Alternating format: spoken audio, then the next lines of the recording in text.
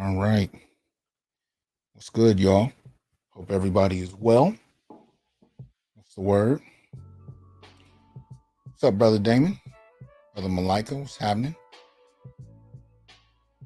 I know it was a last minute notification for this one, so people forgot I was going today, so I apologize for that. Sometimes it's last minute change that'll throw off your whole little day. Anyway. All right, what's up, Ron? Okay, let me get this thing together. Hope everybody is well. Welcome to the Onyx Report. What's going on, Taylor? Yeah, we got some stuff to talk about today. Some interesting little scenarios jumping off that I think are worthy of some reflection, right?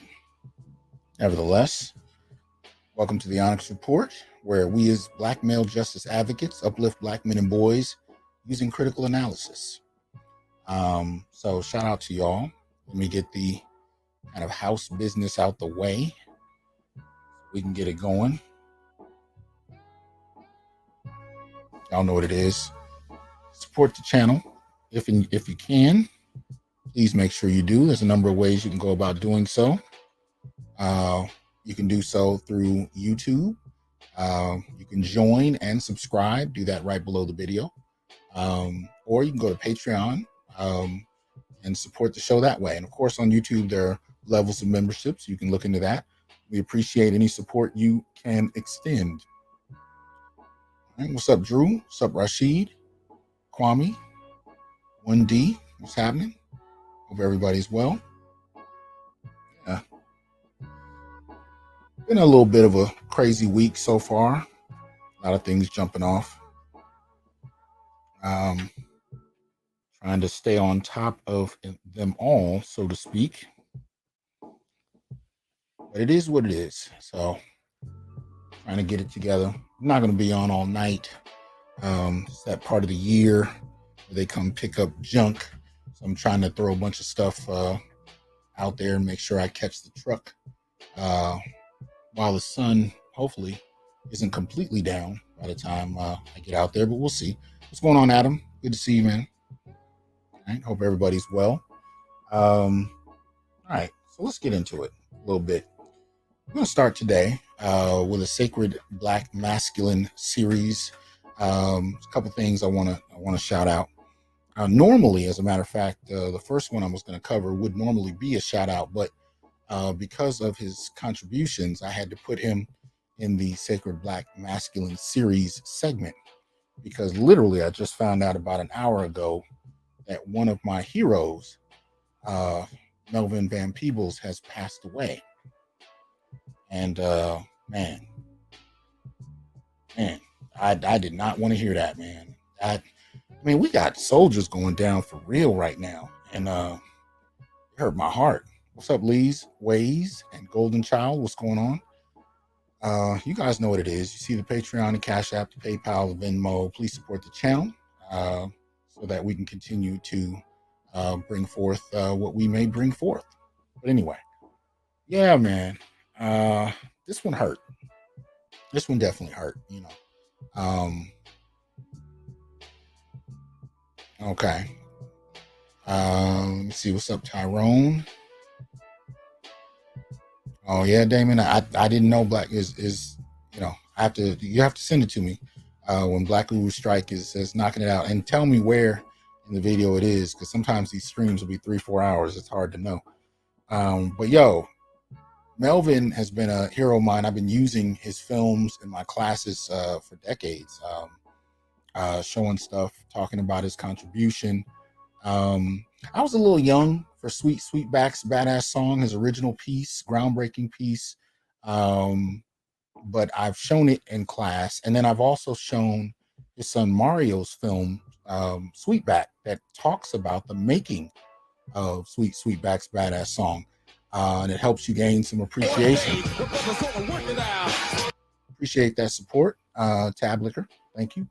But yeah, it just Sweetback talks about the making of Sweetback's Badass Song and the kind of struggle that Melvin went through to get that film up. But nevertheless, I've always appreciated him and his work. But yeah, he has passed at 89 years old. So let me share a few things about him. You can find a piece on his passing on the Hollywood Reporter. Just came out like an hour ago, or a couple hours actually. Nevertheless, let me share a few things about the brother. Melvin Van Peebles, pioneering African-American auteur behind the 1970s films Watermelon Man and Sweetback's Badass Song, has died. He was 89 years old. Van Peebles, the father of actor-director Mario Van Peebles, died Tuesday night at his home in Manhattan. His family, the Criterion Collection, and Janus Films announced his death in a statement. In an unparalleled career distinguished by relentless innovation, boundless curiosity, and spiritual empathy, Melvin Van Peebles made an indelible mark on the international culture. Appreciate that support, MLR. Thank you. Indelible mark on the international cultural landscape through his films, novels, plays, and music, the statement read. His work continues to be essential and is being celebrated at the New York Film Festival this weekend with a 50th anniversary screening of his landmark film, Sweetback's Badass Song, a Criterion Collection box set, Melvin Van Peebles' Essential Films, next week, and a revival of his play, Ain't Supposed to Die a Natural Death, slated for a return to Broadway next year. Considered by many to be the godfather of modern black cinema, Van Peebles was an influential link to a younger generation of African-American filmmakers that includes Spike Lee and John Singleton. Chicago native also was a novelist, theater impresario, songwriter, musician, and painter. Van Peebles was living in Paris when the first feature he wrote and directed, The Story of a Three-Day Pass, attracted attention and put him on the radar of Columbia Pictures. The studio selected him to direct Watermelon Man in 1970, a racial satire that starred Godfrey Cambridge as Jeff Gerber, a bigoted white insurance salesman who goes to the bathroom in his suburban home in the middle of the night and discovers he's black. Very few African Americans were directing in Hollywood at the time. On the strength of that movie's success, Columbia offered Van Peebles a 3-picture deal, but wanted no part of his next project, Sweetback's Badass Song. In 1971, helped by a $50,000 loan from Bill Cosby, he wrote, directed, produced, scored, and edited the Renegade film while starring as its anti-hero, a ladies' man with superhero lovemaking abilities who battles the corrupt white establishment in Los Angeles. And the film actually starts with the character having sex I think he was like 12, 13 maybe. Can't remember. He was very young and, of course, with a grown woman. So it's interesting. It's an interesting testament to the black male experience in some respects. Anyway, Van Peebles made Sweetback in 19 days for a reported $500,000. It opened in only 2 venues in Atlanta and Detroit, but fueled by strong word of mouth from working class African Americans and a soundtrack of music performed by Earth, Wind, and Fire, the picture raked in more than $10 million, making it the highest grossing independent film in history at the time. Opening credits note that the star of the film is the black community. All right.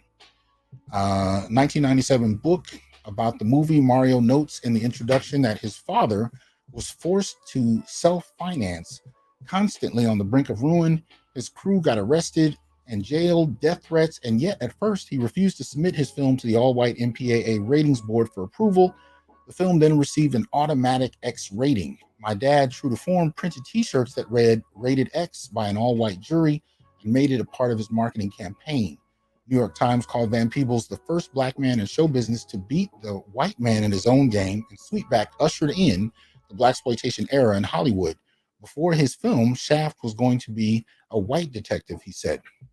After Sweetback, Van Peebles brought Ain't Supposed to Die a Natural Death, his musical about black urban life, to Broadway, and received Tony nominations for Best Book and his Best Original Score in 1972.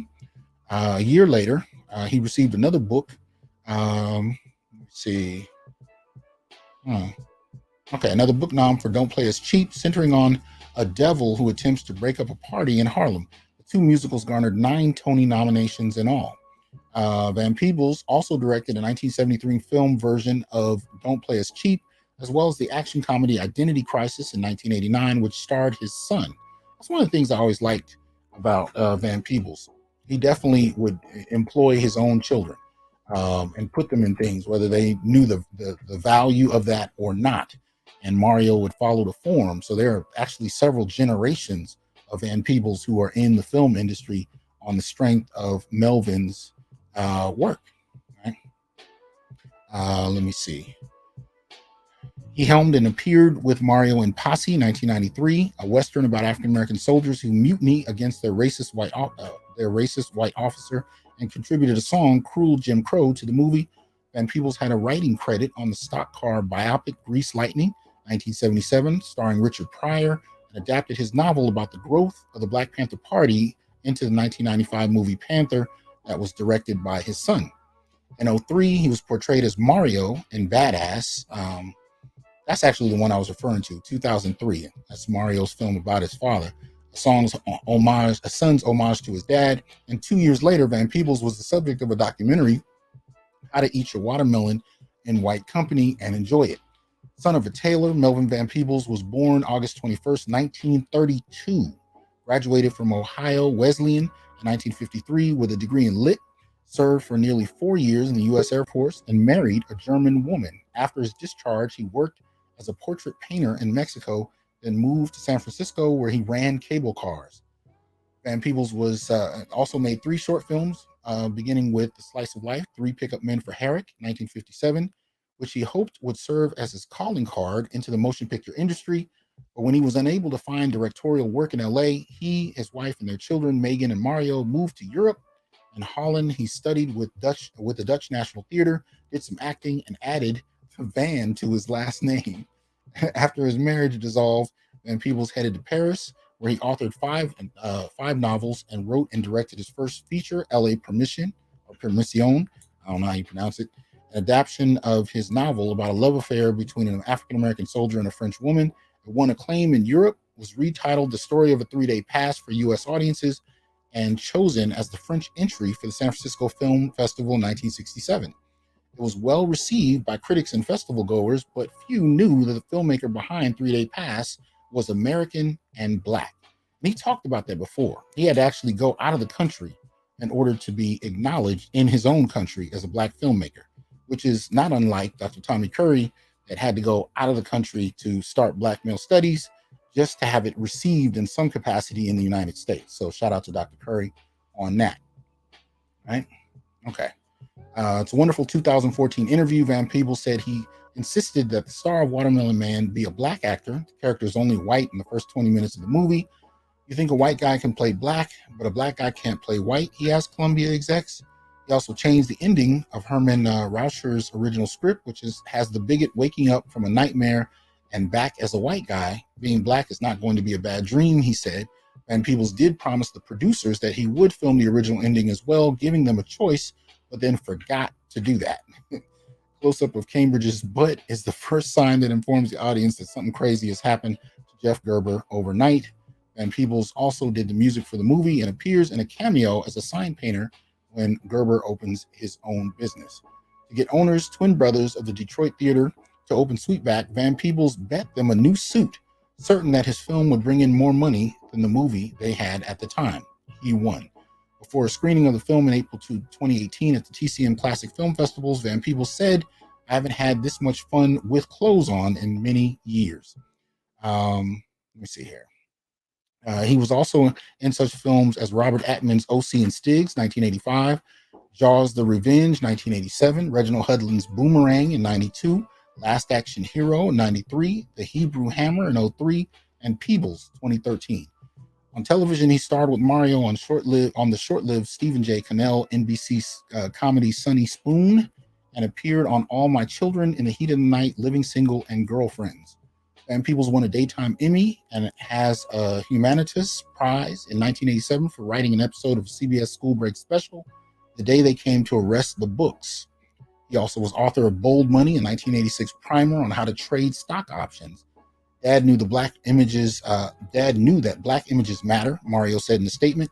If a picture is worth 1,000 words, what was a movie worth? We want to be the success we see, thus we need to see ourselves being free. True liberation did not mean imitating the colonizer's mentality. It meant appreciating the power, beauty, and interconnectivity of all people. Shout out to Melvin Van Peebles. Much appreciated. Looks like we got about 110 people watching across YouTube, Facebook, and Twitch. Please make sure you like, share, subscribe, join, and donate. Support the channel. Let me see who we got in here. What's going on, Keel? West Coast, what's happening? Spainman, I fully agree. Right? Robert Townsend, Van Peebles haven't gotten enough respect, enough props for their attempts to push positive black images. That's right. Gentlemen, rated, what's going on? Same thing happens here in the UK. Yeah, Idris and John Boyega had to leave the UK to get recognition. Charles Faulkner, what's up, officer? Mr. Donnie Mack, what's the word? All right, JJ Mars, High Scholar, ain't seen you in a minute, man. How you doing? Cameron, what's up, man? Good to see you in here. Mike, what's good? All right. Yeah, so shout out to Melvin. I am still a fan for a variety of reasons in front of and behind the camera. All right. We're going to move on. This I'm not going to spend a lot of time on, but I thought it deserved a shout out, even though there was an article on this young man that I found going back to 2015. I had not heard about him. Knowing y'all, many of y'all probably had, but I thought it important to at least shout out. As you can see in this particular image that was sent to me on Facebook, on September 1st, 3 days after Hurricane Katrina, 20-year-old Jabbar Gibson took an Orleans Parish school bus and transported 70 people on a 13-hour trip to the Astrodome in Houston since their government would not. His bus was the first to arrive. Right? Now, there's an article you can find about this on BuzzFeed.com, where it kind of delves into it a little more. Let me see. I'll just read the caption. It says, to the cops, Jabbar Gibson was just a low-level drug pusher. To the residents of New Orleans public housing complex, he's the man who rescued them from Hurricane Katrina when no one else would. And I think it's an interesting story that really highlights in many ways, the nature of black men, regardless of what they may be doing on one instance to eat, and on another instance, still human beings that actually, are interested in helping people. And so I thought it important to shout out this young brother, Jabbar. Well, he's older now. I mean, this was quite a while ago, but still, I thought it important to shout him out. So shout out to you, brother Jabbar. I hope you are well.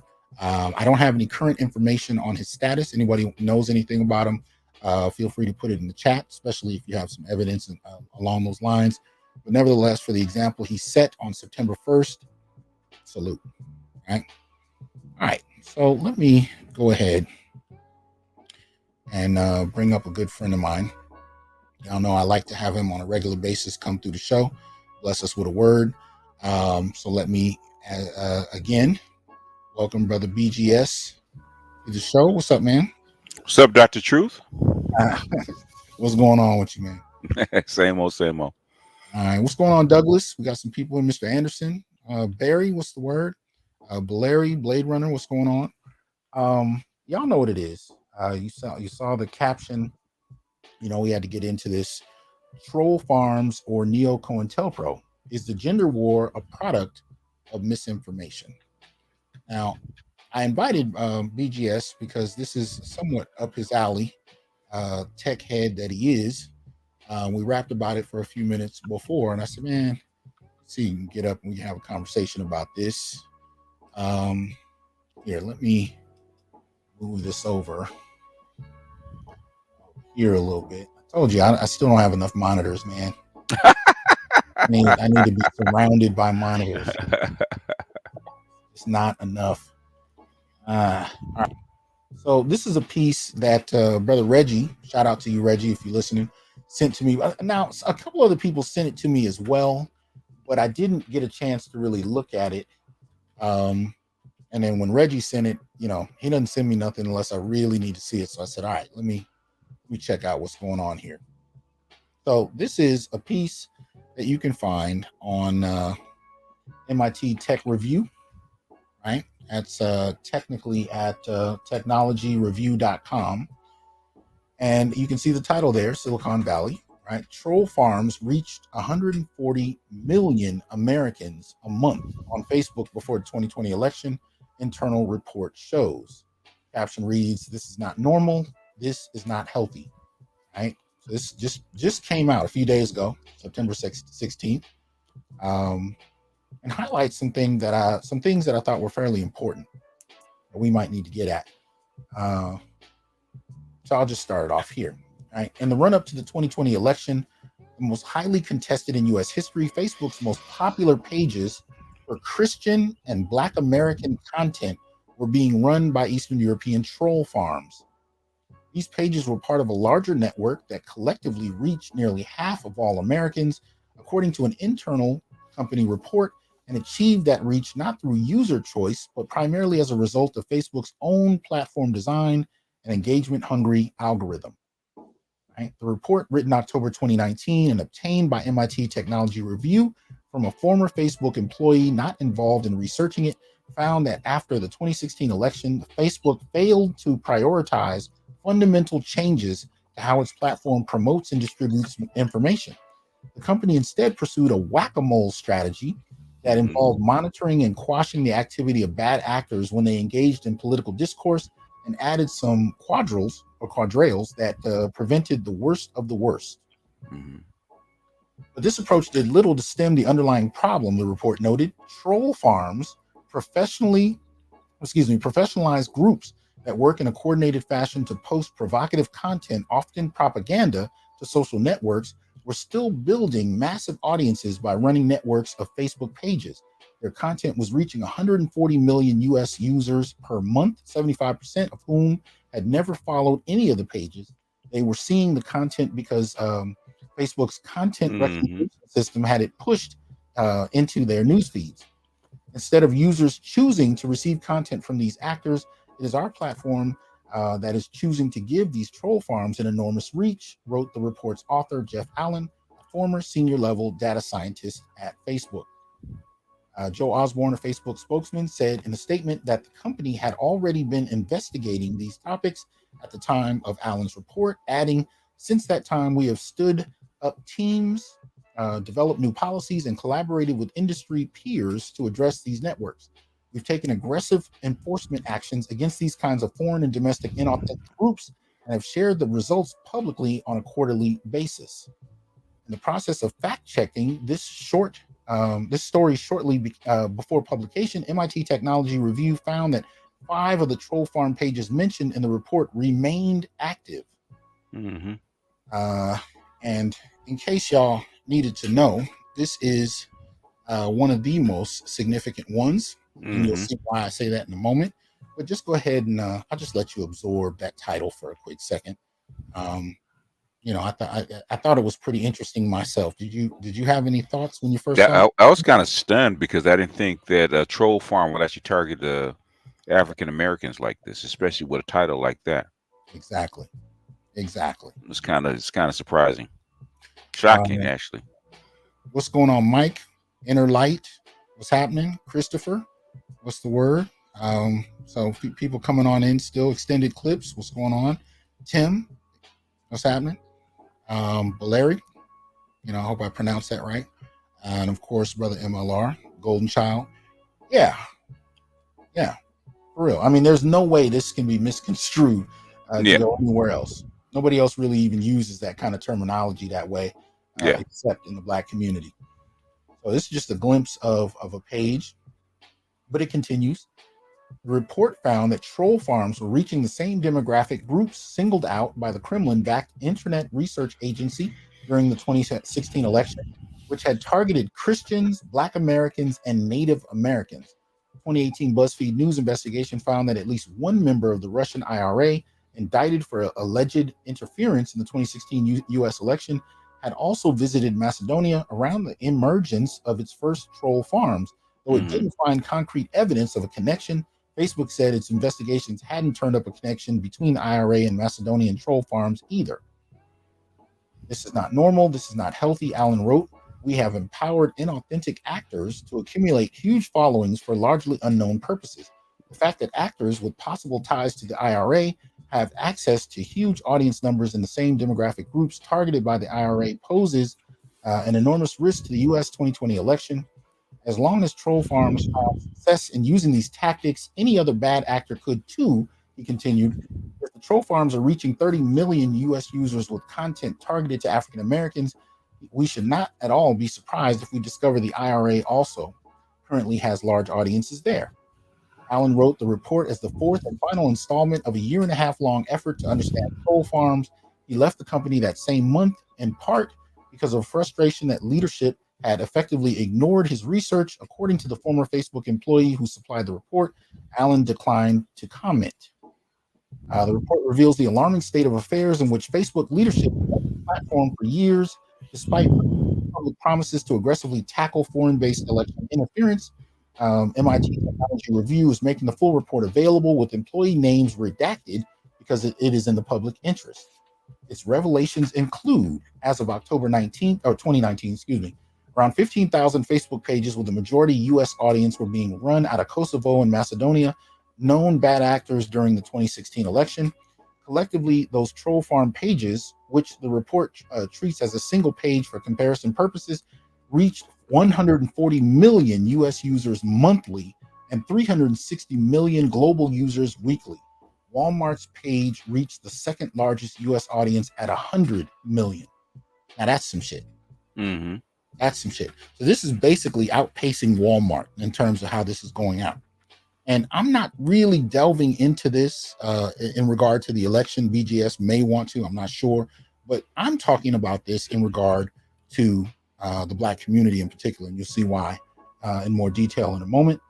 It says the troll farm pages also combine to form the largest Christian American page on Facebook, 20 times larger than the next largest, reaching 75 million users monthly, 95% of whom had never followed any of the pages.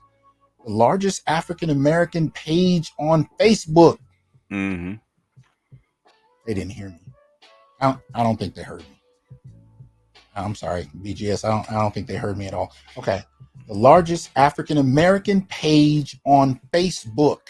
Mm-hmm. Three times larger than the next largest, reaching 30 million users monthly, 85% of whom had never followed any of the pages. Mm-hmm.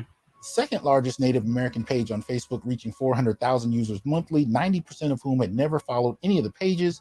The fifth largest women's page on Facebook, reaching 60 million users monthly, 90% of whom had never followed any of the pages. Troll farms primarily affect the US, but also target the UK, Australia, India, Central and South American countries. Facebook has conducted multiple studies confirming that content more likely to receive user engagement, likes, comments, and shares is more likely of a type known to be bad. Still, the company has continued to rank content in users' news feeds according to what will receive the highest engagement. All right. So, in a nutshell, the algorithm is going to extend this around more than the average post. Yeah.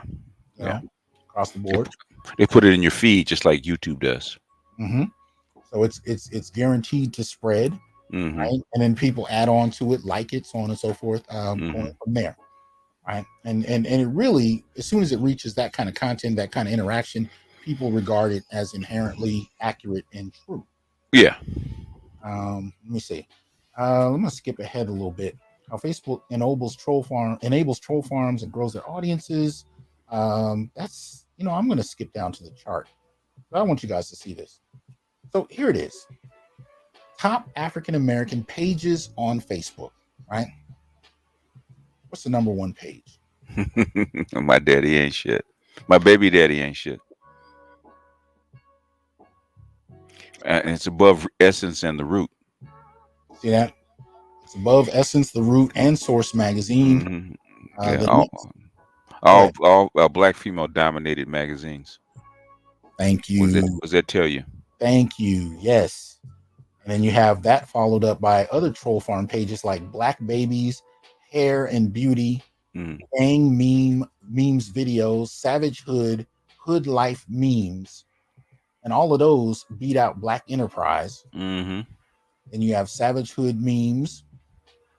right? Hood mood memes, and then lastly at the bottom, who dope, the positive black images, the last one. Now, overwhelmingly, these pages are targeted at black women, Mm-hmm. right? A couple of months ago, I did a show on what I was calling Neo-COINTELPRO, and I was talking explicitly about not Twitter itself, but some of the posts that I was seeing on Twitter that were coming from unverified pages, but nevertheless promoting anti-black misandry, right? Uh, Mm-hmm. and one of the examples I believe I gave was a post talking about black men being bullet bags. Right.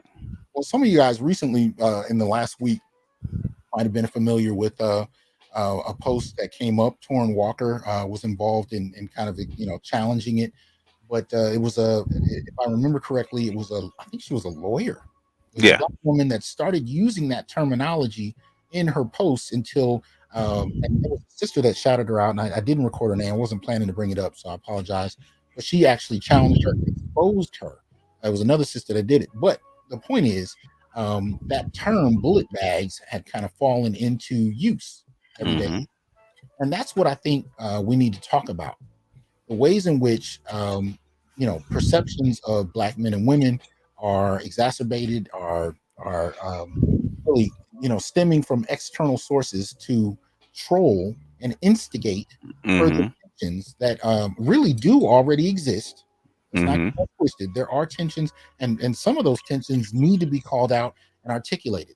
And I think that's one of the purposes I have for my show and the people that I tend to work with on YouTube. We are trying to bring those issues to light and have some relevant dialogue about it. But these kind of troll farms exacerbate the problem Yeah. by creating false narratives. But here's where it gets difficult: when those Mm-hmm. false narratives fall into everyday use, and when it falls into everyday use, and you start to see actual people using these kind of concepts and terms to talk about black men, it gets even worse. So when we talk about misandry, we know since the 1980s, most especially when you saw a rise in black female-run media, this derogatory kind of approach to black men, characterized by films like The Color Purple and many others, especially those extending out of the likes of Terry McMillan and, of course, Oprah. These kind of films really kind of kicked off a genre, both in lit and in media, that justified the tearing down of black men. And a lot of that became very much a call to order for black women of my generation, Generation X. But it never stopped. By the time we got the rise of social media, that became a staple in social media as well. Mm-hmm. So, this report is talking about a very specific time period in 2019, and involving troll farms. I don't personally believe this is the beginning. I No, don't it's believe, I not. don't believe it's It's the end. not. Yeah, I believe it's just one report talking about one instance. Yeah, and the thing is, five of them are actually still up. I actually went to three of them. They were actually still up. In fact, they also have a Twitter presence too. It's Mm, not just on YouTube, not on YouTube, but not just on Facebook. It's also on Twitter. mm, mm. And it's still being patronized, isn't it? Mm-hmm. Yeah, absolutely. I wanted you guys to see this. I'm not really going to go through the Christian one, but you can kind of look through. Some of you that might want to go into more depth. I'll put the A, link to this in the comments. I mean, in the a lot of the stuff it does, even this, a lot of the stuff actually tends to steer towards who? Black women. yeah. You talking about the Christian ones? Mm-hmm. Yeah. Be happy, enjoy life. Jesus is my Lord. You can. Mm-hmm. Yeah. Right. So across two major areas, Mm-hmm. it's a lot of this is targeted at black women, right? So it stokes the fires of misandry in regard to black men. And I think in various ways this has been happening for over 40 years. But Mm-hmm. and we know there are different types of these kind of things happening long before that. But and we talk about it in regard to policy.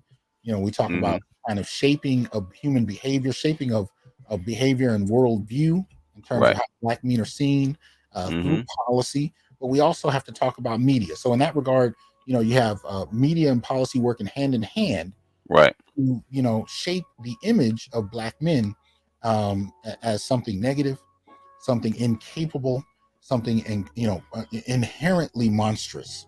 Mm-hmm. And in the last 3 generations, we've actually seen a lot of these narratives become, really ensconced in the culture, and now Yeah. it's almost considered a truism. Yeah, it is. Men are Yeah. what they are. Mm-hmm. And I want to show y'all some evidence of this. Now, this is completely random, which I think is that much better. Let me pull this over. I put up a post on Facebook. I think it was yesterday, and basically the post was, you know what? Let me see. I'll just walk you guys through it. I think I'm gonna take you to the post itself, so we can kind of see how this evolved in a very short period of time. And I'm going to show you how this kind of misandry, even though it's already there, it doesn't take long to be stoked by the kind of narratives we're examining today. All right. So first things first, let me share this. All right. So this was something I put up yesterday, and this was an image of a comment. Shout out to Eves Boney. I don't know. I probably really wrecked the pronunciation of that. My apologies. But shout out to him. He posted this in response to a statement I made about the actor who recently passed away. Let's see, actor Anthony Johnson. Oh And he, yeah. Yeah. he says, I'm an NYC firefighter, and I've been telling people, especially women, that every time we do an EMS run, we always find a woman dead or dying Mm-hmm. with her family, Mm-hmm. with her, but the men die alone. That I've Mm-hmm. been on the job for 9 years, and all the black men except for one died alone.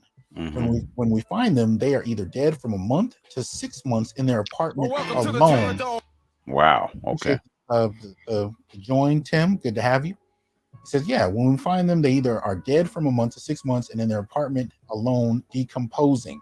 Most Mm-hmm. of the white men die with their family being present as well, but there are some exceptions when we find a rare few alone. He says, I also noticed the men are the only ones that catch real seizures, and only one female claimed she was having a seizure, but it was a lie. She just wanted attention. He said, Mm-hmm. this upsets me for years. So I posted that because I thought it was incredibly powerful, right? And this is all in response to a community tab statement I made on Anthony Johnson's death, where I said he died in a store alone, and too many damn brothers are dying too young, and no one cares. Mm-hmm. So he responded with that. So when I put this up, you can see the caption. I wrote, this was in response to my post on the death of actor Anthony Johnson. Damn. I said, when I show empathy toward black males by researching them exclusively, some question why it should even matter. Some call me names. Others have disassociated from me personally and professionally. But this right here is an example of why I do it. How many of us knew this, that black men die alone like this? How many Nah. bothered to ask the question? How many even care? How many of us will die in such manner? I said, I pray not, but too much of the time, this is just black male life. Yeah. I said, I It is. suspect, and yes, I've been hearing a lot of these stories during the pandemic, and y'all know, even last year, we talked about black men, during the pandemic where everybody was, holed up in their homes, black men being found dead Mm-hmm. and just being pulled out when neighbors complained about the stench, right? Mm-hmm. So I posted that, and there was a lot of response, which I'm glad to see. But there's a particular set of responses that I want you guys to see. Let me see, where did it go? Oh man, no, that's not the one. Where'd you go? Oh, that is the one. All right, let's put it over here. So let me share that. This is a good brother of mine, Calvin. Now, Calvin has been on the show before. He does a lot of work with black boys, especially in regard to suicide. Shout out to Calvin Mann. And he posted, inspired by the post I just read to you, said, why are so many men dying alone? Now, what I'm going to point out here is the casual misandry that I've been talking about for years. And most people seem to think that I'm exaggerating, and making up. This is, of course, when I get the most Facebook interaction when I'm using it live. But anyway, So you get the first response from Trishelle Murphy, I guess. They usually put their trust in the wrong person. Not a positive tone to start something like this. No empathy necessarily. But this is how it starts, right? And I'm just going through these at random. Appreciate that support, Tim. Let's see. All right, so shout out to no one. Thanks for the support. Hold on. Okay, so you get somebody like Lovretta Holloway. She says, "I find the topic interesting, considering the fact that men have created an entire music genre that is dedicated to degrading women, but yet hasn't been a detriment. That what goes around comes around. Treat others how you want to be treated. Karma never forgets." Now, this is interesting. Mm-hmm. You have a post that's posing the question about Black men dying alone, and you have this person bringing up a musical genre to justify Black men dying alone. That's like coming to a funeral to talk shit about the person dying, right? It continues, we've glamorized degeneracy. It's not a part of our culture. Let me go. She keeps talking about gender. And let me see. Okay, so this one was an interesting one. So one gentleman says, "Is alone lonely?" Calvin, appreciate the support, Barry. Thank you. Calvin responds. This is when asked an EMS worker. He only said only one time did he find a man with his family. He said usually the black male had been dead a while. Mm-hmm. And then Amelia Birmingham pops up. Many die in nursing homes alone. Their kids and their family come to visit them. Why do you think that is? I have my theories. Mm-hmm. They go back and forth. Again, you can feel the tone and you can see where it's. Oh, hold on. I catch a few of them here.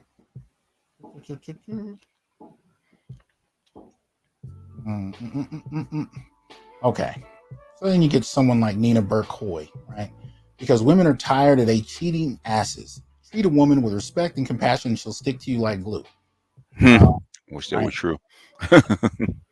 But still, what exactly in the post suggested anything that warranted this kind of response, right? And so Calvin responds, "Nope, that's not why, sister. You might want to observe this one. It's deeper, right?" And another one Bill comes through, says, "Not always true. Many times nice guys don't care well, or will, I don't know, many women like bad boys." She continues, "My comment, my opinion, not to start a discussion or dispute," and then she goes from there. Damn it. Calvin, you're entitled to your opinion, just like I'm entitled to mine. You disagree, which is fine, but you do not have the right to be judge and jury over my response or anyone else's. Right? Y'all take way too many liberties on social media. Boy, bye. Not her. Right? All of this bullshit. I don't know what. Yeah. Anyway, this is always much easier on your phone. Right? So Carlos comes in because they didn't lay a foundation to have lifelong support. Right? All the onus on the men. Like, there's no other reasons. If they done what we told them to do, they wouldn't die alone. Yeah. She's asking if you have friends, my guy. Right? This kind of shaming language. Right? She's going back and forth. Let's see. And this was much shorter a minute ago when I was looking through these, or a couple hours ago. Let's see here. Where'd they go? All right, some more of that.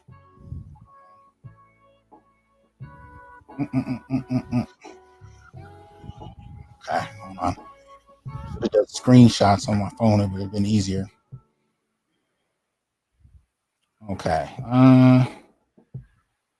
Let's see. Okay. All right. So this particular person comes in talking about this post here is the first one that I've come across with from black men acknowledging the fact that it is you all that are dying alone. Majority of black men are online rambling about weaves, makeups, women's dress sizes. Can you name the podcast YouTubers? That black men are discussing real issues. So a lot of shaming language. out of nowhere. Mm-hmm. Loretta comes in, instead of addressing their issues from an accountability perspective, they rather deflect and tell us we're going to die alone. Of course, they had to jam Kevin Kevin Samuels in there, Samuels, yeah. you know, because they want to be alone. Right? Not always mad at that one. Um, but here we go, Tory Flakes. Well, maybe if they stopped cheating and wanting women to be their moms, they wouldn't be alone. Women are sick of men. It's easier not to deal with the drama, right? You know, a lot of shaming language, blaming, right? Negative. It's just any excuse will do except personal accountability. I can't because humans are literally wired to want to be with and among people.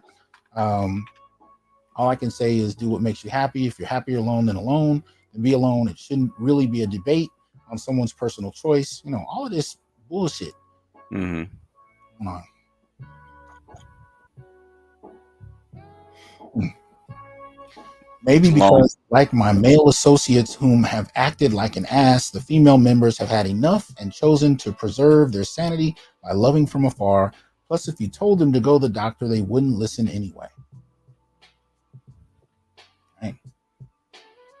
Calvin tries to get her to think. He says, I challenge you to say the good about men dying alone. This is the conversation that men get from time to time, get from the time they're boys on. You asked the question, I gave an answer. Mm-hmm. Another one. They depend on having a woman, but often don't care to treat her right and weigh her down in a relationship. Not investing in their children makes the children turn against them too. They don't see any value in women as real friends. They don't cultivate real relationships with men either. They basically turn on everyone away.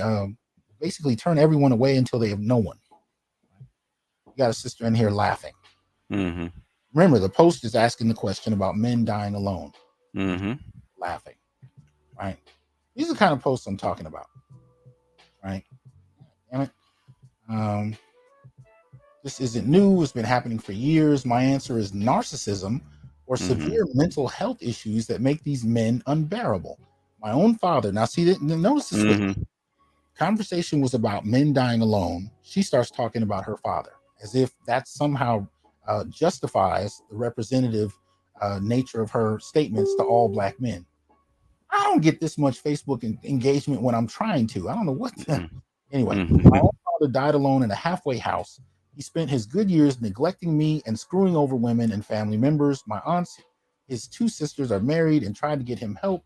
I'm stating that because I know the next question will be to blame my grandmother, his mother, for his failures as a man. My father grew up in a two-parent household. His father, my grandfather, died before I was born. I would like to go further into detail about why I think personality disorders are a contributing factor in this. If you aren't offended, right? And then she has the gif of Papa was a Rolling Stone, Mm-hmm. right? So always them cheating. Mm-hmm. Yeah, cheating, psychological issues, Mm-hmm. narcissism, like all of this. Mm-hmm. She's putting up posts about emotional intelligence. Someone else weighs in many reasons, right? And then one, Akila Sakuna. That's what y'all deserve, Mm-hmm. and it's highlighted by 5 people. See, that's what I'm talking about. So, I made a quick statement, just kind of pointing out the level of misandry. Um, but at the end of the day, man, this is what I'm talking about, right? Basically, what we have is we know that there are troll farms that are manufacturing misandry and they're Right. selling it on a wide scale basis. But what I'm Mm-hmm. talking about is from bullet bags to y'all deserve to die alone, you're seeing actual accounts by black women who have fed into this and are reasserting it in other contexts. So, you have these narratives that are being put out there in popular media. You have them Mm-hmm. stoked by generations of policy, and much of that policy really disenfranchises black men and promotes black women and provides them with a degree of stability at the expense of black men, which over time is going to generate a negative kind of outlook in and of itself. But then you also have troll farms that are coming into social media and actually stimulating this misandry even further to the point where an innocent question like, do y'all know, right? What does he say? Why are so many men dying alone? Mm-hmm. Somehow engenders so much negativity and difficulty, right? In regard to attacking black men for nothing. Yeah, right? because they believe we deserve it. You Yeah, know, and in fact, they were probably cheering for it, like you saw with uh, the the one comment where 5 women actually liked it, highlighted it. yeah, yeah. This is what y'all deserve. Hmm. You deserve to die alone. Because you mistreated black women And notice, of it wasn't some a shape, form, or story. fashion. It wasn't a story about an abusive man who Hmm. died alone. It was just a general question. And the way the question was written, why are so many men dying alone? Hmm. It could be your grandfather. It could be your brother. It could, anybody, any one of us loves. It could be anybody, you know. Hmm. And yet the interpretation they chose was consistent with the type of speech and the type of narrative that we see coming out of these troll farms. But I'm not saying they start at those troll farms, but I do think these farms exacerbate the Yeah. ongoing negative, anti-black misandry Yeah, the fire's already going. All they're doing is throwing logs on the fire. or gasoline. And the thing is that cui bono, Mm, who benefits, the you know, benefit. and that's the problem, because Facebook is not trying to shut them down, Mm, because these things have been going since 2016. In fact, the uh, the first one, my baby daddy ain't shit. That has been up since 2013. In wow. fact, there's 2 of them, Mm, but Facebook hasn't shut them down yet. The thing is why, and Facebook actually uh, uh, puts these type of memes in your feed. And like I said, 90% of people don't follow the page. How come they're popping up all over the place? mm. The thing is, who benefits? Who's paying for it? I'm sure Facebook's not doing this for free. And who exactly decided to target black women? Right? Yeah. Who decided that? All right. So this is one of the pages, I believe. And sometimes there are variations on a theme. So I don't know if this Hmm. is the right page. Let's take a look. Look at that. Yeah. Now that's not the one, but yeah, that's it could be. It could be one of the troll farms because I actually did find it. Yeah. See, and I just put it in the search, so it Hmm. could be somebody else's, right? Um, Just put my daddy ain't my baby daddy. My baby daddy ain't.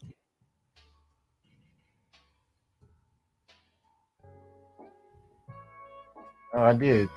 Hmm. Yeah. I think you get variations. I think I gotta Hmm. write it out entirely. Let's see. Yeah, because it's there. I did find it. There it is. Yeah. There we go. And Look at that. yeah, Yeah. that's the second one. Yeah, that's my baby. Yeah, that's the one. But they're probably both the same thing. Yeah. They're both the same kind. Actually, the same kind of numbers. This one is. I think this one has been. This is the one that's been up since 2013. Hmm. Um, the official page got hacked. Started this new one in 2013, but my baby daddy still ain't shit like my new one. 230,310 people like this, including 9 of my friends. You will hear abusive and or narcissistic men bash on moms and claim parental alienation, yet you never hear them tell people that it was their choice to abandon their children. Hmm. Right. Shout out to Where have Brandon. we heard? Where have we heard this before? Yeah.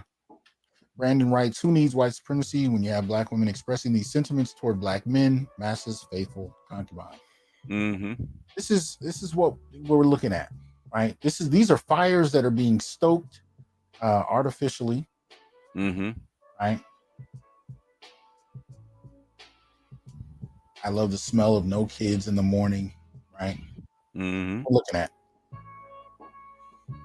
this is this. I mean, so we actually have proof that you're seeing these pages that are stoking the hatred of black men being propagated, right, by troll farms and supported by all kind of people.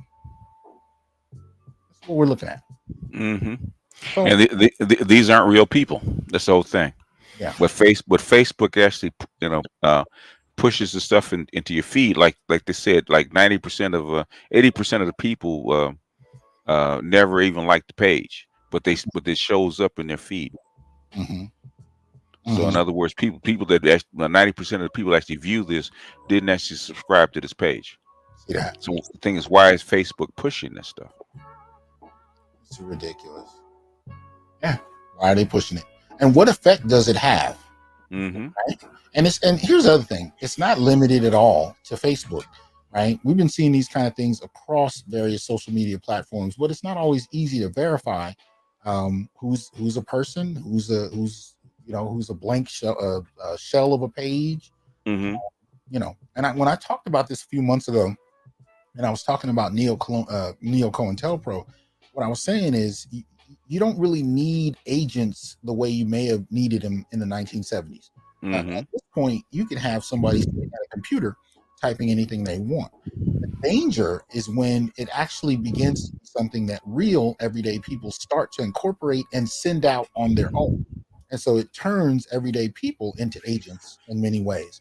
But a lot of this is still targeted at denigrating Black men. And that's one of the things I find most interesting. The empathy level, or just the willingness to actually perceive Black male life through the lens of Black men themselves, is something that people are starting to, or people have been starting to find to be offensive in and of itself. It's Mm-hmm. considered inherently toxic, inherently misogynist to even ask the question. And I'm saying this in the academy. To Right. do research on Black males is considered a sexist offense in some circles. And when you told me that, I didn't believe it, and until I started hearing other uh, PhDs in the academy, male and female, actually highlight what you're saying, Mm, and be afraid to actually defend or come to the aid of um, Black boys and Black males mm-hmm, and Black men. mm-hmm, I mean, no, before, like with the what is it, our brother's keeper. I couldn't understand how come it failed. Right, it made so much sense to actually help underserved Black boys. Right, mm-hmm. and then until I talked to you, and then heard other what I call them Black male feminists actually echo the same sentiment and said, okay, now I understand. Yeah, It's not just the women. no, no, it's deeper. Um, and again, Black males are not targeted in regard to these troll farms, to pass along these ideas. I mean, very few of the pages we saw or the links we saw, reference Black males in terms of having us be the target of their goal. The target were Black women, Mm-hmm. and we were, we're expendable, we're useful, but they're Mm-hmm. trying to tap into something that is much older than this last few years on social media, right? And that Mm-hmm. is the disdain and frustration at Black men. But tapping into it the way they have puts us back in line with the tradition of media that's been produced for the last few decades to denigrate Black men. Mm-hmm. So that's the part that I'm finding interesting about it. Oh, you shared the link? Okay, Yeah. cool. Um, let's see. Uh, No, that's a link to the article. Yeah. okay, yeah. Right. So this kind of, so this is what I'm saying essentially, is that this kind of misandry is not only kind of being internalized. Mm-hmm. Understand, this is passed down generationally in many ways, especially from mother to daughter. Right. This is the dynamic, the expectations, the outlook, the worldview about where Black men fit in Black female life. This kind of thing gets passed down, but when it's further exacerbated and blown out of proportion, and Mm-hmm. then gets passed down, it becomes more and more toxic until it becomes something that people don't even debate. It's just assumed to be true. So Black men become guilty just at the mention of their name. Right? Hmm. Yeah. Yeah. And the thing is, everybody knows that Facebook is a female dominated arena, Mhm. which is one reason why the Manosphere kind of left Facebook and came to YouTube, a little bit more democratic. Well, now I wasn't really cognizant of that transition. Hmm. When was that? This was like this was like 2008, 2009, when especially the Black Manosphere came to YouTube, Okay. and they expressly left Facebook. Wow. In fact, that's probably why I came to YouTube and left Facebook. Wow. Yeah, I wasn't aware of the gender dynamics of the different platforms until I think it was till last year. Mm-hmm. We had a conversation about that, but I had not Mm-hmm. really processed it like that. You know. Yeah, the women are just now starting to get into YouTube. You can kind of tell they're starting to come on over, but the vast majority of them are actually on Facebook, and then IG, Instagram. Mm, mm, mm, mm. Let me see. So, but my thing is, Facebook knows, like I said, they investigated these people in 2016. They know basically who's behind it. The thing is, how come they haven't pulled the plug on it? Because Mhm. we know that Facebook, YouTube, Twitter will actually shut down an account that they don't like. How come this isn't one of them? Yeah, yeah, it's still here, and these are just the ones that we're seeing a report about. Right. There, I'm sure there's quite a few we haven't actually had a conversation about. So, or seen any kind of evidence, I should say, about what it is and what it isn't. But Yeah. I think it's safe to say that these kind of pages still Mm-hmm. generate not only a lot of attention, but a lot of hatred toward Black men even further. Just like the women I was reading from on that Mm-hmm. Facebook post, you could see Mm-hmm. the frustration, and this is something even Kev shouts out. He says, a lot of the time you'll get this kind of vitriol from women, and when you ask questions about their own lives, they haven't experienced the things that they're frustrated about. The abuse or whatever. They're talking about things they heard, things they read, things they watched on television, things a friend of a friend experienced, and it Mm-hmm. all leads to the same kind of conclusion, but they have the same level of vitriol. And Yeah. so whether you're talking about abuse or rape or anything, especially things of that nature, Mm-hmm. when you try to point out, and I've had this happen even in academic circles, you try to point out that abuse is bidirectional in the Black community, meaning that the rates of abuse from men to women and women to men are damn near equal. Yeah.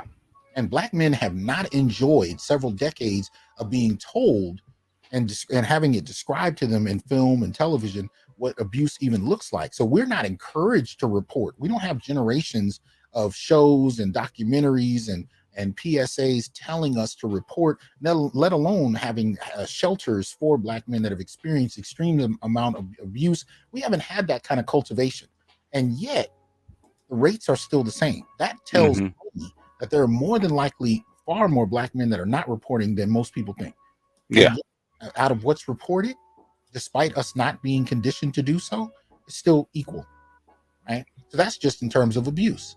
In Mm-hmm. terms of rape, we know, especially when you talk about boys, that there Mm-hmm. really isn't a conversation. This is why I post so much on boys who've been violated by authority figures, most particularly, but often by women, because it's for the most part taken for granted. Even Yeah. when you go back to Melvin Van Peebles Oh and yeah, I was just gonna say that sweet no, sweetback. Yeah. yeah, go ahead. Talked about, yeah, actually talked about it, Hmm. about how he got sexualized when he was a young boy. Hmm. I didn't remember how old he was in I his think character. I think in his character he was about 9. Okay, which is fairly consistent with the Mm-hmm. reality. Somewhere between I think 9 to 12. I think the rough age range was Right. for boys who had their first experiences with much Mm-hmm. older girls and women.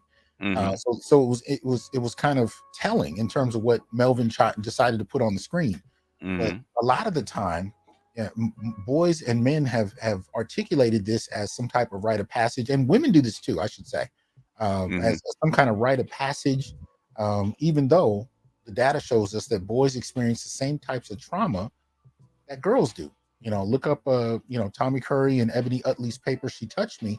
You'll find Mm-hmm. a lot of data that's not shared anywhere else about the way boys interpret trauma, and yet there are no institutions for them to go to as readily available as there are for girls and women.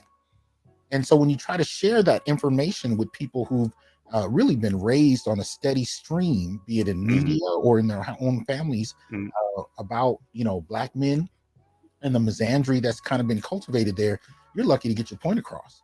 I mean, I had a young man reach out to me a few days ago, and I don't know him. He just wrote to me on Facebook and Messenger. He DM'd me, I guess they call it, and he said, "Look, I know you're busy, Doc, but I just need I need an opinion. I need some direction." I said, "Well, what's going on?" He said, "Well, I was having a discussion with a woman. She's a friend of mine. She has a master's degree, and we were talking Mm-hmm. about abuse. And he said, when I tried to share what I've learned about the data, she got Mm-hmm.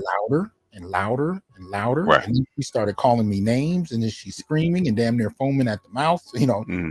And he's saying, all I did was share some statistics, and then she was calling me names and stormed out. He said, I didn't do anything. Mm-hmm. But I don't understand this. And he said, he just laid out his facts, stayed cool and calm, and she just escalated and escalated until it reached name calling levels, and then she stormed out. And he said, I don't know what I did.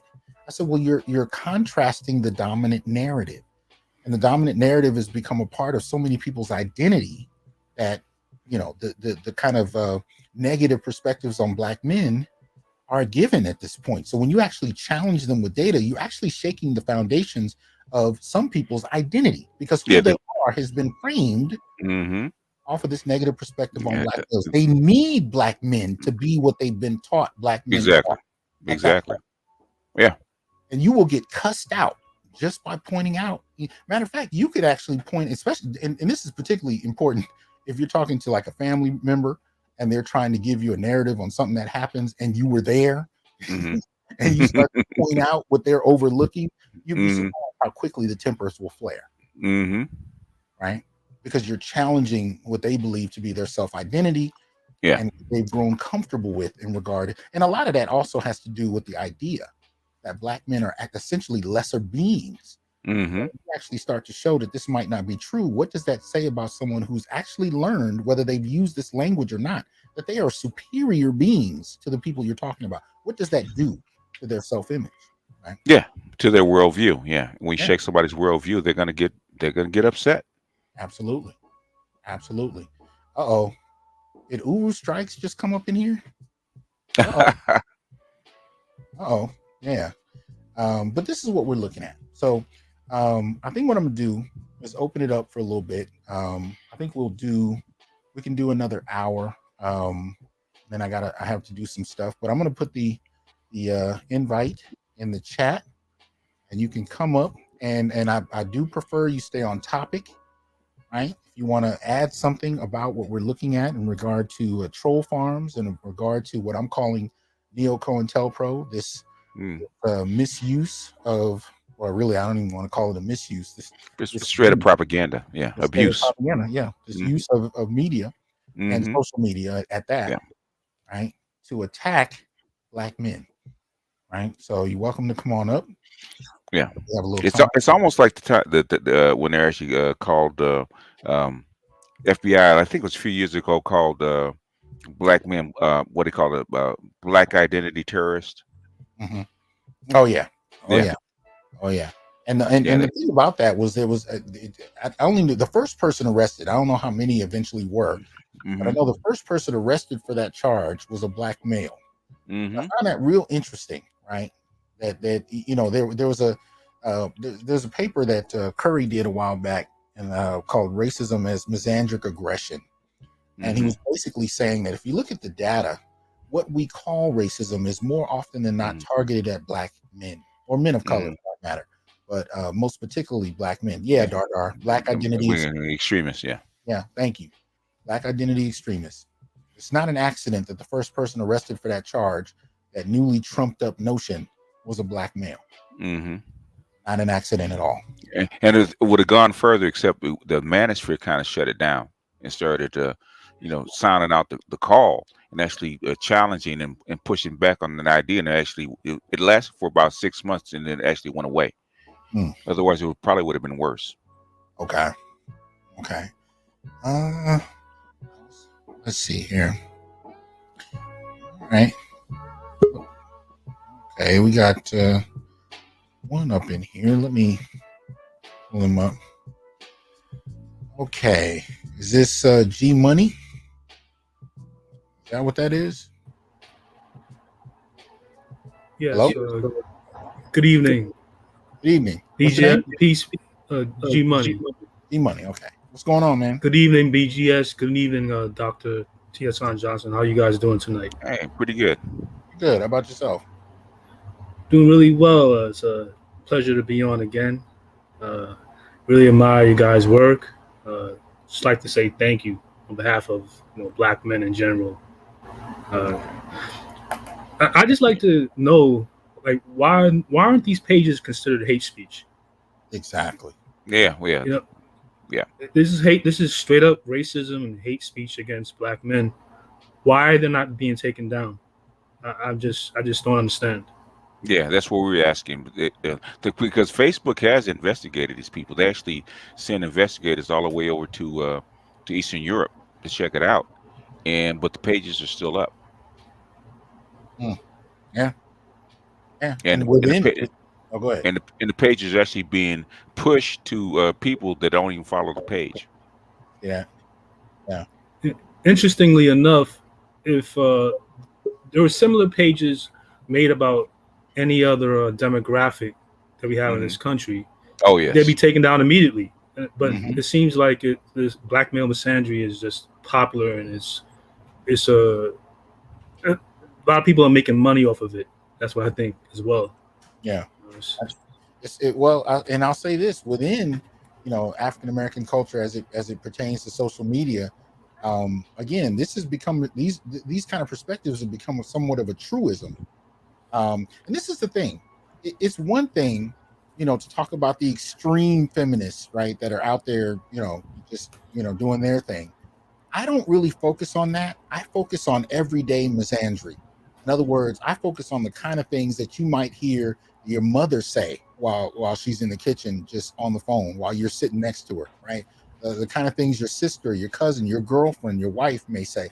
Those are the things I'm more interested in. Extreme misandry is one thing, but I'm more interested in the way it's kind of been propagated in everyday Black culture, and how it's become acceptable in that way, to where people will do and say things, to you as a Black male, and when you call it out, they don't know what you're talking about, because they don't regard it as misandrous. They just look at it like it's Wednesday. It's true. Yeah, it's true. And everybody knows that. It's like common knowledge. Yeah. So it doesn't interest me if you say, well, Dr. Johnson, you can't say that. My friend is not a feminist. I don't care if she's a feminist. I care more about the kind of internalized misandry that's passed off as normal behavior that most people, maybe not even yourself, takes as misandrous, because if you've grown up with it, you don't know. You don't know until you start having these conversations and reading works like that, deal with the material the way we're talking about it. And it usually takes a couple of years for you to really be cultivated into identifying misandry. And when you start pointing it out, people are often going to look at you like you're crazy. Appreciate that, Jason. Thank you. All right. So we also have Brother Black Uru and Megatron Meta. What's up, Uru? Hey, how you do, Dr. Johnson? Thanks as always for having me up. Pleasure talking to you and the ever-wise, illustrious sage BGS Idmore. It's always a pleasure. With one old Negro to another. I appreciate you. I tried to get that one past you, but it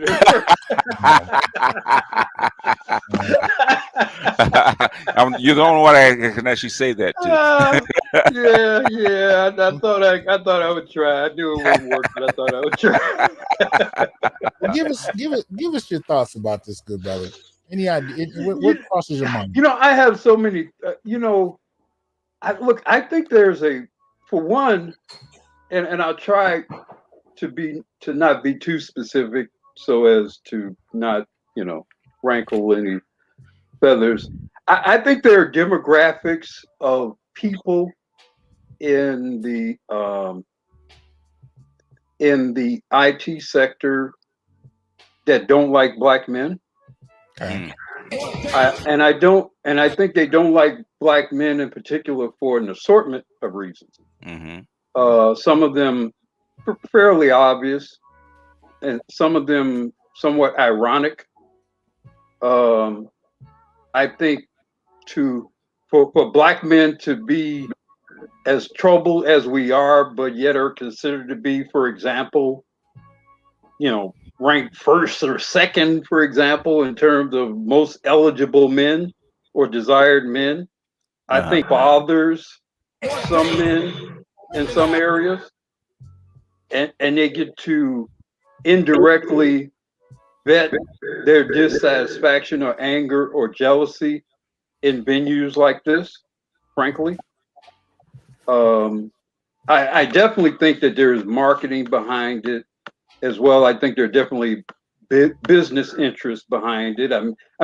I look at this to be congruent with the Goldman Sachs thing, the Visa thing. I just see us all a part of this overall, divide and conquer of Black people, either directly due to destruction of Black men or indirectly due to the artificial enhancement of Black women.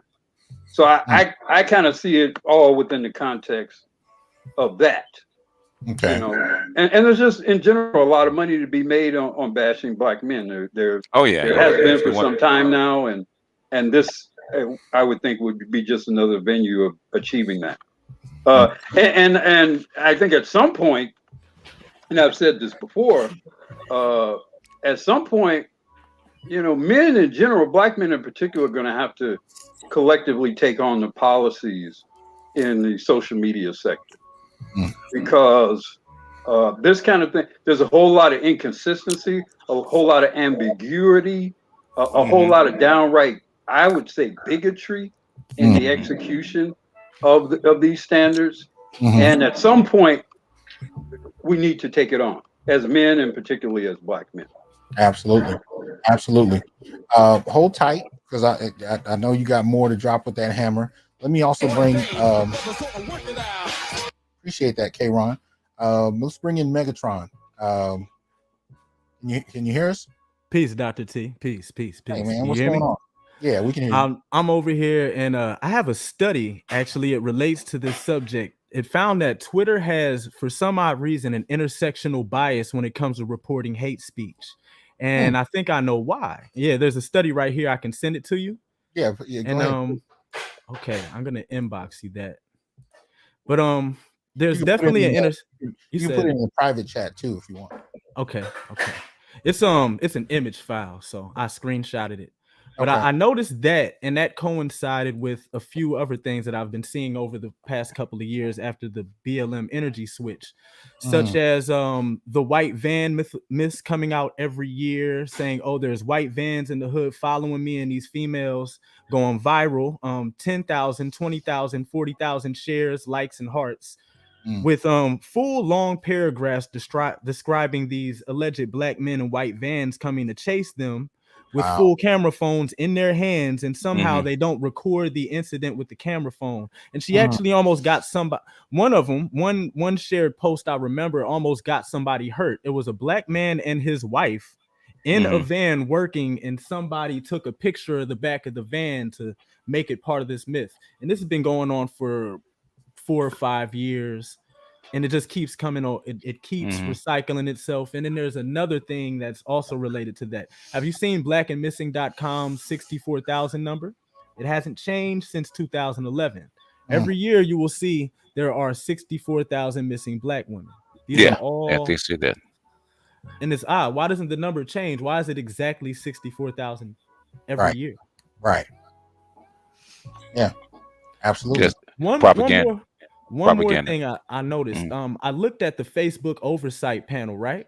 And there's 0 Black masculinist representation outside of Talib Kweli's brother Jamal. There's an African guy, a West African man, and that's it. Those are the only 2 Black men that I saw on the panel. And what was it? It was the Facebook oversight panel. Like, if you get reported on Instagram or Facebook, there's another panel you go through, and these are all different representatives from around the world. But I did see 4 women's rights representatives on that panel. Wow. So they definitely outnumbered us on that panel. They're outside of Talib Kweli's brother and the African brother. That's about it. There are the South Asian community, the Middle Eastern community, and the LGBTQ plus has plenty of representation there, though. Wow. Yeah. Appreciate that, man. Thank you. No problem. Yeah. We also have, I don't know if I'm pronouncing this right, the Atheus up here. Can you hear us? Unmute yourself. It's actually Theus. Theus, I'm sorry, man. Go ahead. Hello? Can you hear me? Yeah, we can hear you. We can hear you. What are your thoughts about Okay, this? I got a little bit. I got a little bit of a lag here. Okay. But yeah, I'm on multiple black like otaku and nerd spaces on Facebook, Okay. and even inside those areas, Let it open. you will also experience a lot of anti-black male posts inside those Facebook groups. And I was just asking, like, does anybody else experience that? Do you think that's kind of out of Yes. the ordinary? Yes, No. I've No, experienced that. No, and That's that's what common. that's what I was alluding to earlier. How there are sectors of people, of men in particular, in the IT sector, would be in the gaming and those kind of sectors that have very negative views about ADOS men in particular, and their reasons are multivariate. One of them being, frankly, sexual competition. And I'll leave it at that. Okay. Ooh, I had a point I wanted to make about that in relation to both of their statements. There's a large, I say one of the largest black nerd groups called Planet Jobin. There were posts made by black women about white costume superheroes, their body shapes, and how they would like to do things to them. And I noticed the post had overwhelmingly positive responses. Like, and if anybody said anything against the post, oh, y'all are butthurt, y'all are butthurt. But when a black male made a poster about any race of costume superhero and said anything attractive, the word incel was thrown out immediately. Wow. Yeah.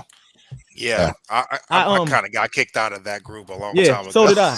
I got put out for calling that out. I got put out for calling that out, and they called me an incel, and I got 2 kids. It was funny. Wow. Wow. Wow.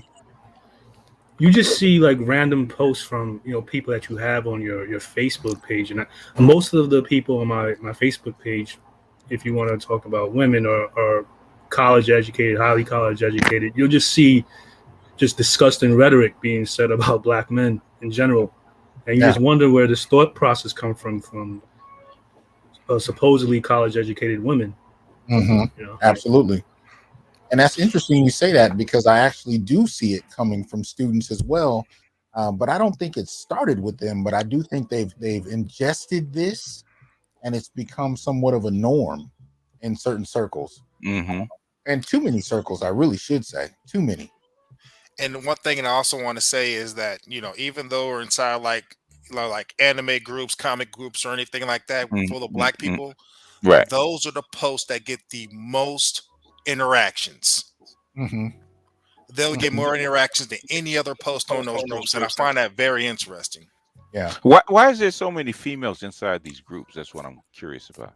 They claim that they like they claim they like anime and video games now. They didn't like them when I was kids. Because they're looking for men. They're looking for simps. They're looking for benefactors. And they're ugly.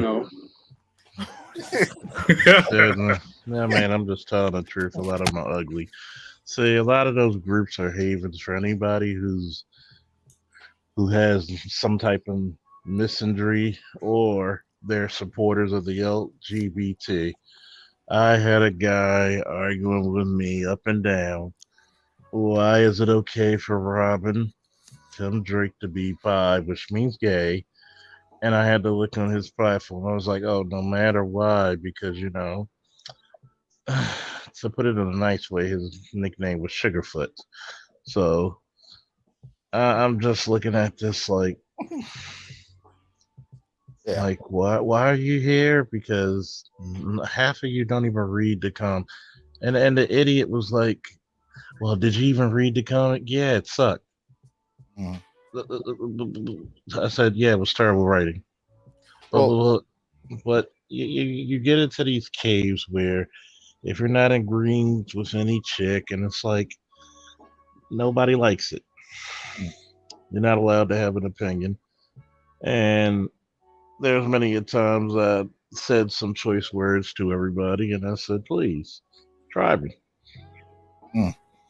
Well, let me add this. I think many of us are now familiar with the latest social media scandal in regard to misandry, and that's been the stuff we've been seeing coming out of Clubhouse, right? Some of the discussions there by so-called divestors that Oh yeah. are talking about black men, talking about how much of a problem black men are, and how they're trying to get away from black men, and so on and so forth.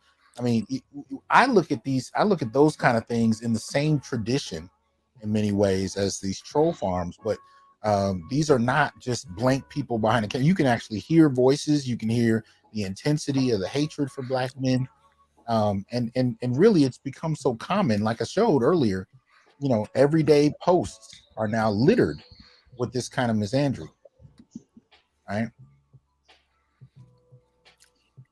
So that's where we are with this.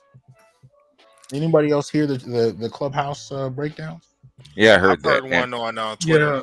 I think either you or BGS posted it on Twitter, and I heard it. yeah, the one where cop actually entered into the fray and Exactly that one. and talked about it about pointing these people out or getting rid of the certain groups of men. Yeah. Yep. Wait a minute. What? It's the supposed cop. We don't know. It's Clubhouse is actually audio, so you don't know who's who. Mm-hmm. And I what, watch. what did he supposed to do?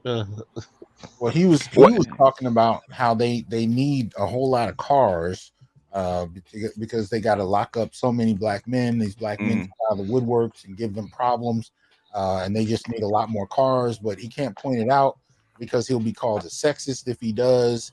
And the black women, quote unquote, in that Clubhouse started basically aligning with him, talking about how they understood what he was saying, they agreed.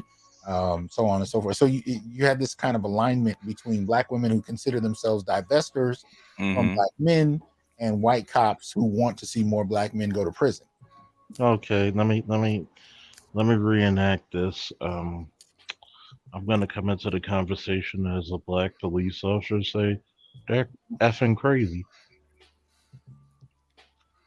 Like how do you and oh my god, how do you cannot one make a conscious thought other than seeing seditious traitor.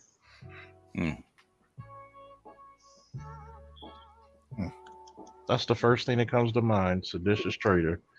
But yet when they're in a time of need or natural disaster, they're gonna look for us to pull them out the danger. Interestingly enough, I never even heard of this Clubhouse app until I saw the video by Tone Talks. Yeah. Did you guys see that video? I'm not sure which one. He made a video about maybe late last year, I want to say, or maybe earlier this year. Probably earlier discussing this year. Discussing the same exact issues of this sort of rhetoric being kind of spread around through a Clubhouse. I never even heard of the platform. Yeah, no, his I think if I remember correctly, his big problem was how much misinformation could be spread and nobody referring to data, nobody citing anything. It became one of those places where just opinion took the place of fact with no pushback, right? Specifically rhetoric against black men, heterosexual black men. Right. Absolutely. If you do push back against that rhetoric, you'll get banned. So there's that.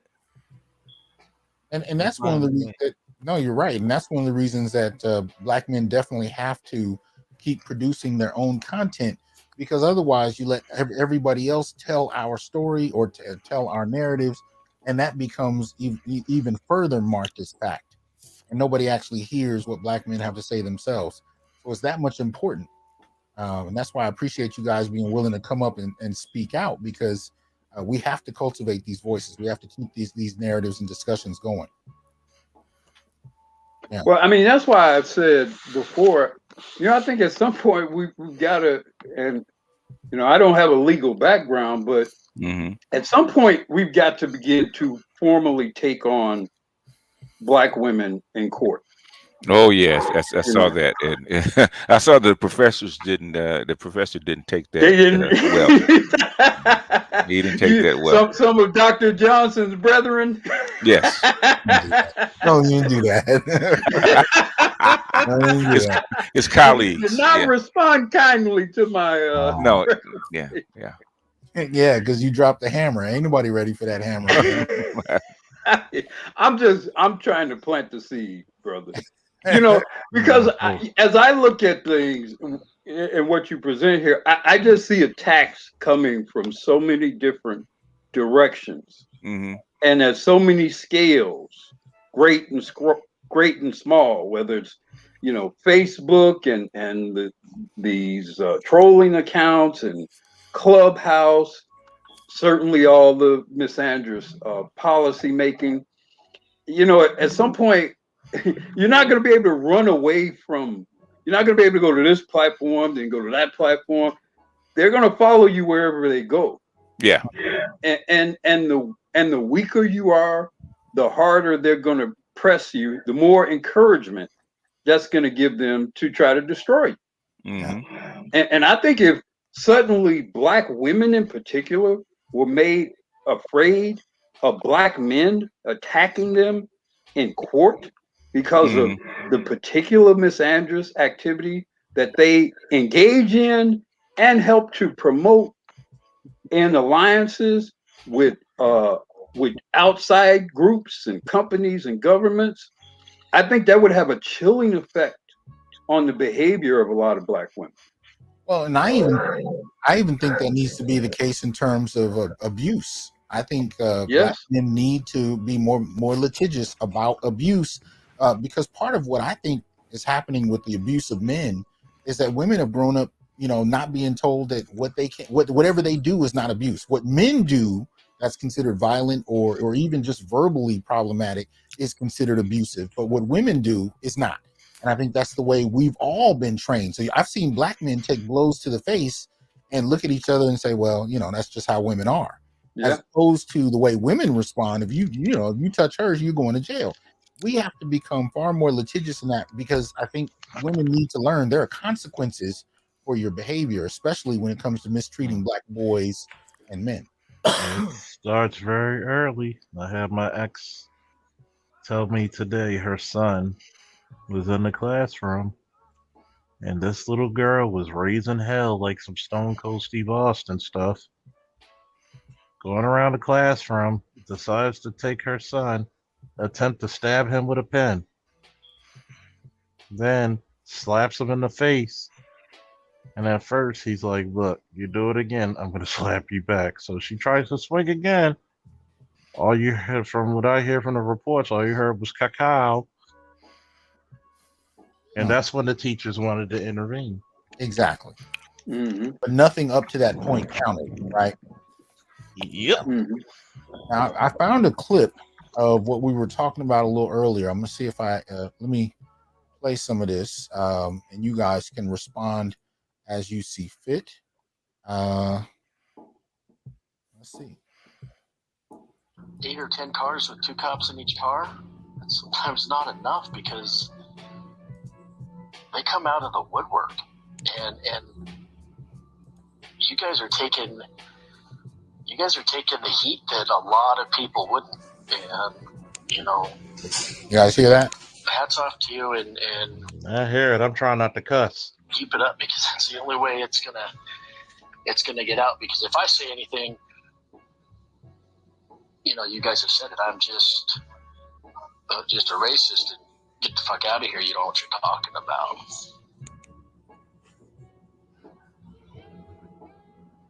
Okay.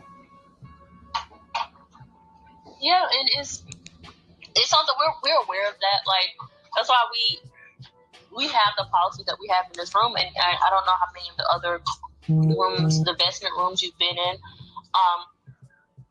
That investment, I don't know how long you guys have been on these channels or whatever, but that investment is us Black women completely wanting to remove ourselves from Black men and Black culture altogether because of these reasons that we talk about.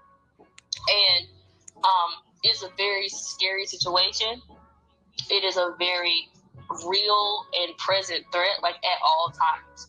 Like, we cannot even have these conversations with family members sometimes. Even that itself is dangerous. If they're mammy or if they're Black male identified, like, and we had a really good room about, you know, cult behavior, and I akin it to us leaving a cult, because if we are outed as a divestment woman, we could literally be spied upon, be reported back on, and it could be an issue. It could be a problem. Like, it almost feels like we're being whistleblowers to an issue at this point, and we have to like be shrouded in mystery and talk about these things, because if no one talks about it, nothing gets done. But it's not even that, just our presence itself, the fact that we refuse to be associated with them, is already like too much for some people to handle. Okay, so y'all just... Yeah. Any thoughts about that? So they let any. So this jackass really came up here and talked about arresting Black males when, number one, since he's this openly racist officer who needs to be locked underneath the jail trying to impress seditious traitors. And I'm listening to this divestment speech like they're in the Underground Railroad or something. Like we need to rescue these women. First and foremost, majority of the crime that happens in the community is because they incentivized it. Man, that was timely. And I'm like, a lot of the crime is incentivized. How many times have you seen a lot of Black mothers tell their kids, or grandmothers in some cases, they need to go out there and sell drugs to make some money? How many times have they pulled their kids out of school? They always tell, they're not even telling half-truths, which is actually kind of respectful. They tell quarter truths. What's the danger of being in the Black community? That you call the police that a lot of Black men are going to be harassed, or even the attempt for harassment. And there's enough times when they are the ones who end up getting arrested themselves. What is the danger? Because last time I checked, the most dangerous place for a Black child is at a single mother home. But go ahead, Doc. No, I want to hear y'all at this point in terms of let's really think about and let's to help kind of see what was going on there maybe more clearly. So now imagine a scenario in which, in this environment of the manosphere, we were inviting, I don't know, white women or whatever in here. White women who hated Black women, who were legally empowered to arrest Black women, were legally empowered to, in some cases, kill and even get away with killing Black women. What would be going on in this environment right now if that were occurring? Right. We wouldn't have. That's what they were doing. That's what they were doing. Right. And they got whole groups sanctioned for that activity. And a white man can feel comfortably, can comfortably go, like a white woman could just comfortably stroll in this environment and say, look, you know, I know you all are hateful and fearful of Black women. I'm doing the best I can, but there isn't enough of us to capture them and lock them up and kill them. So we really applaud you white women for valiantly, selling out your own women. We really applaud you Black men for selling out your own women, your own brothers, your own cousins, maybe your fathers, Black men. I mean, so imagine if we did that to Black women. What would the response be to this environment? I mean, think about it. It just reminds me of the Doja Cat situation. I know that's not anything major, but she was in a majority white male racist space like 4chan and Omegle chats, listening to them talk about black males in an extremely racist, misandrous manner, and it was cool with it for a while, and she got exposed for that. The evidence is out there, and she's still an international megastar. She still has a career. It didn't have that much of effect on her versus somebody else. So they're cool in those spaces, and navigating those spaces and bringing those people into our spaces is fine. It's been going on for quite some time, and there's no kickback. There's zero consequence for them doing it. And didn't she release a song sometime after that? I hate niggas, or I hate you niggas, or niggas ain't shit. Niggas ain't shit. Yeah. Yes. After and that, she made a song called that. Didn't Do. And she made a song called Didn't Do Nothings. I forgot about that. I think everybody kind of seen that with Doja Cat. Every single male interest in her video was a white man. Like every single time she ever have a video, the interest was always a white man. Wow. Okay. So you got a black rapper making songs condemning black women and celebrating and elevating white women. And making songs that, black women ain't shit. That wouldn't fly anywhere. How would that work? Why wouldn't that work? Because you gotta elevate those queens, Even though there was only one queen in the kingdom, they all queens, man. See, one of the reasons why I think we have to begin to sue them is to really present in a formal way the high extreme levels of hypocrisy that are being sanctioned throughout all media, all government, business. I mean, just blatant hypocrisy, blatant bigotry, right? It's just manifested in so many different ways, in so many different environments, that there's just no way, I mean, we're being cornered essentially every day. Black men are being cornered, and at some point, you got to fight back. You can't just hide. You can't just avoid. You can't just say, well, all the black women in my life, Dr. Johnson has really taken good care of me. Right. This is only online. Y'all don't get out. You can't say that.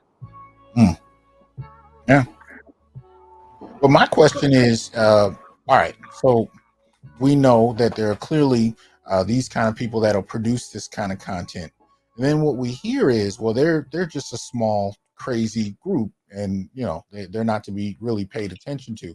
Well, my question is, at what point do the kind of women that don't support this, at what point do we ask them or expect them to speak up?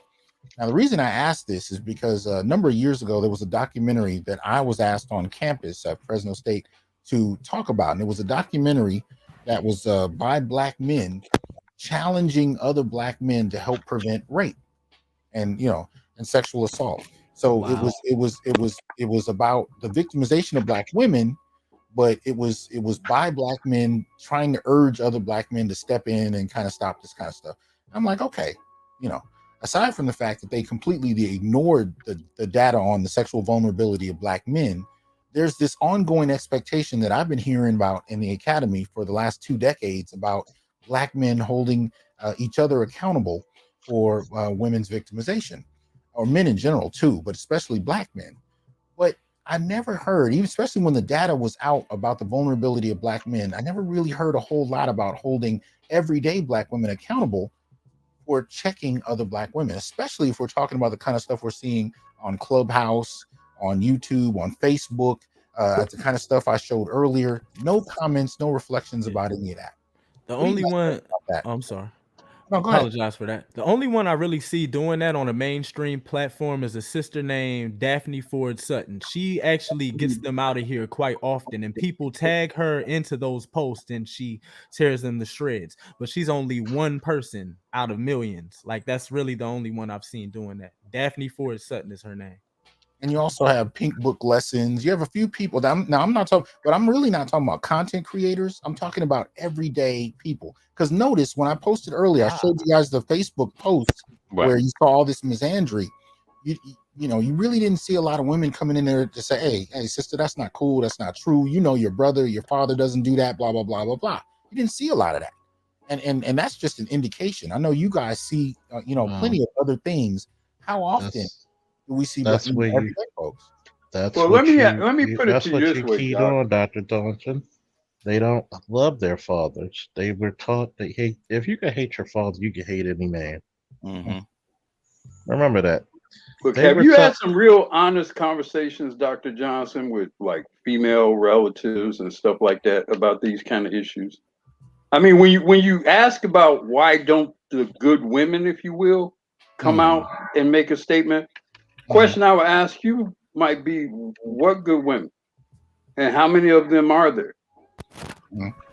I mean, I did a live stream on that with that subject right there. The reason why we don't speak about the good women, you don't exist. You're so numerically small that you do not exist. And for you to have this so-called large group of good quotation marks, good women, why is that whore culture still pervades? Well, the sister code is really strong out here, man. That's the reason why. I'm sorry, go ahead, Charles. I know. It's just that you gotta ask these questions to people. Well, that's because we have to deal with you. Well, sister, dealing with you wasn't that pleasurable either. Well, that's what I'm saying. When you go back to the that Facebook page is putting out, okay, they're actually enhancing that kind of stuff. They're actually fueling that kind of stuff and keeping that kind of propaganda going. Put it this way: you want to talk about everyday women's conversations. Okay, I've spoken to BGS before about my family background. They're supposed to be educated, good Black people from Ohio and DC. My female cousin shot her child's father. She's free, no charges, nothing. Wow. Due to the circumstances, right? I got caught doing something with a girl in my grandma's house about 10 years ago. That conversation was a longer, stronger, and more poignant family conversation. Like, it spread to multiple branches of the family, and people in New Orleans, Detroit, and several other areas know about it. The situation with my cousin shooting somebody, not so. Right. Absolutely. That's the kind of thing I'm talking about right there. Absolutely. That's why I've analogized our condition as Black men to be akin to that of one of the many manifestations of the invasion of the body snatchers, where we've been invaded by something, and it's like sleeping in the bed next to us. It's going to school with us, but it looks like us, but it's something different going on with a lot. But that's why I wanted to talk about troll farms, not as the problem, but as one indication of what is happening on multiple levels. Because you go back, 50 years, it wasn't quite as dramatic as this. This has been cultivated. I had a conversation with a mentor of mine. This was probably a few years ago, and I was telling her about the kind of work I'm doing, and she said, well, that may be a little extreme. I can't say I've seen a whole lot of misandry like that. She called me a week later, right? She had gone to her hair salon, the same one she'd been going to for years. And oh no, it does not exist there. And she called me out the blue. She said, you know what, Hasan, you are right. She said, I sat there for 2 hours and I was listening. And she said, I've never really paid attention before, but she said the number of conversations and the amount of vitriol at Black men was so extreme. She said, I've been sitting there for years. She said, I never paid attention to it until you told me what misandry was. She said, and I was sitting there shocked. Now this woman is in her mid to late 60s. So how many years of that has she processed? Unconsciously. One thing, Dr. Johnson, you explained she didn't know what misandry was until you actually taught her and explained it to her. So I think the inevitable result of all of this with voices like yourself, BGS, Dr. Ron O'Neill, Dennis Sperling, many others. Mhm. A lot of men, black men that have half a brain, they're just gonna walk away from the misandry. We're just not gonna put up with it, and we're not gonna take it anymore. And you already see it. There's less marriages, things of that nature. We just not me myself. If I hear it, if I smell it, if I get a whiff of it, yeah, I attack it and I immediately cut that person off. No, I hear you. You just can't tolerate it. It's better than going through years of it and trying to work your way out of it with somebody you done gotten tied with. But let me see. We got a brother named Last Zulu. I'm assuming it's a brother. Last Zulu, can you hear us? Yes, sir. Yeah. What do you think on this? What are your contributions on this? When it comes to necessarily the misandry that I see, like I've seen this stuff from my own family to the point where I had to necessarily cut off. Basically, I would say a quarter of, if not half, of my family members. So literally, I only deal with like a section of my family, and even the one that section, I only deal with a few necessarily. Okay. When it comes to the misandry, is to the point that I feel like it's everywhere. To the point, I don't really understand what necessarily what black men are really going to be expecting now, because like at this point, generally most dudes that I know that's in my cohort range, basically in my circle, they don't date black women. It's to the point where they just don't. So as I've seen it, I just think it's going to get worse, because currently, like right now, I'm entertaining like some Indian chick as I currently speak, but there are multiple dudes that's doing the same thing.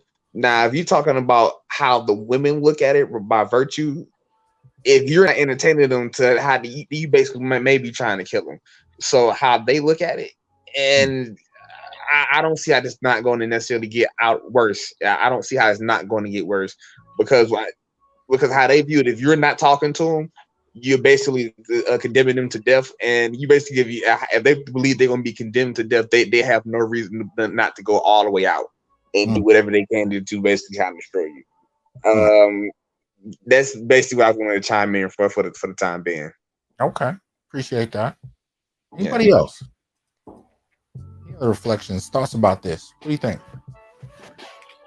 Okay, add one more thing. It's so damn popular, man, that it's starting to become overly profitable. That's really my thoughts on it. Oh yeah, it really is profitable right now, man. This they've rebooted the gender war and started to make a whole lot of money. And I think they're riffing off the success and popularity of Kevin Samuels, right? So that's kind of put another fire underneath what I call the second gender war.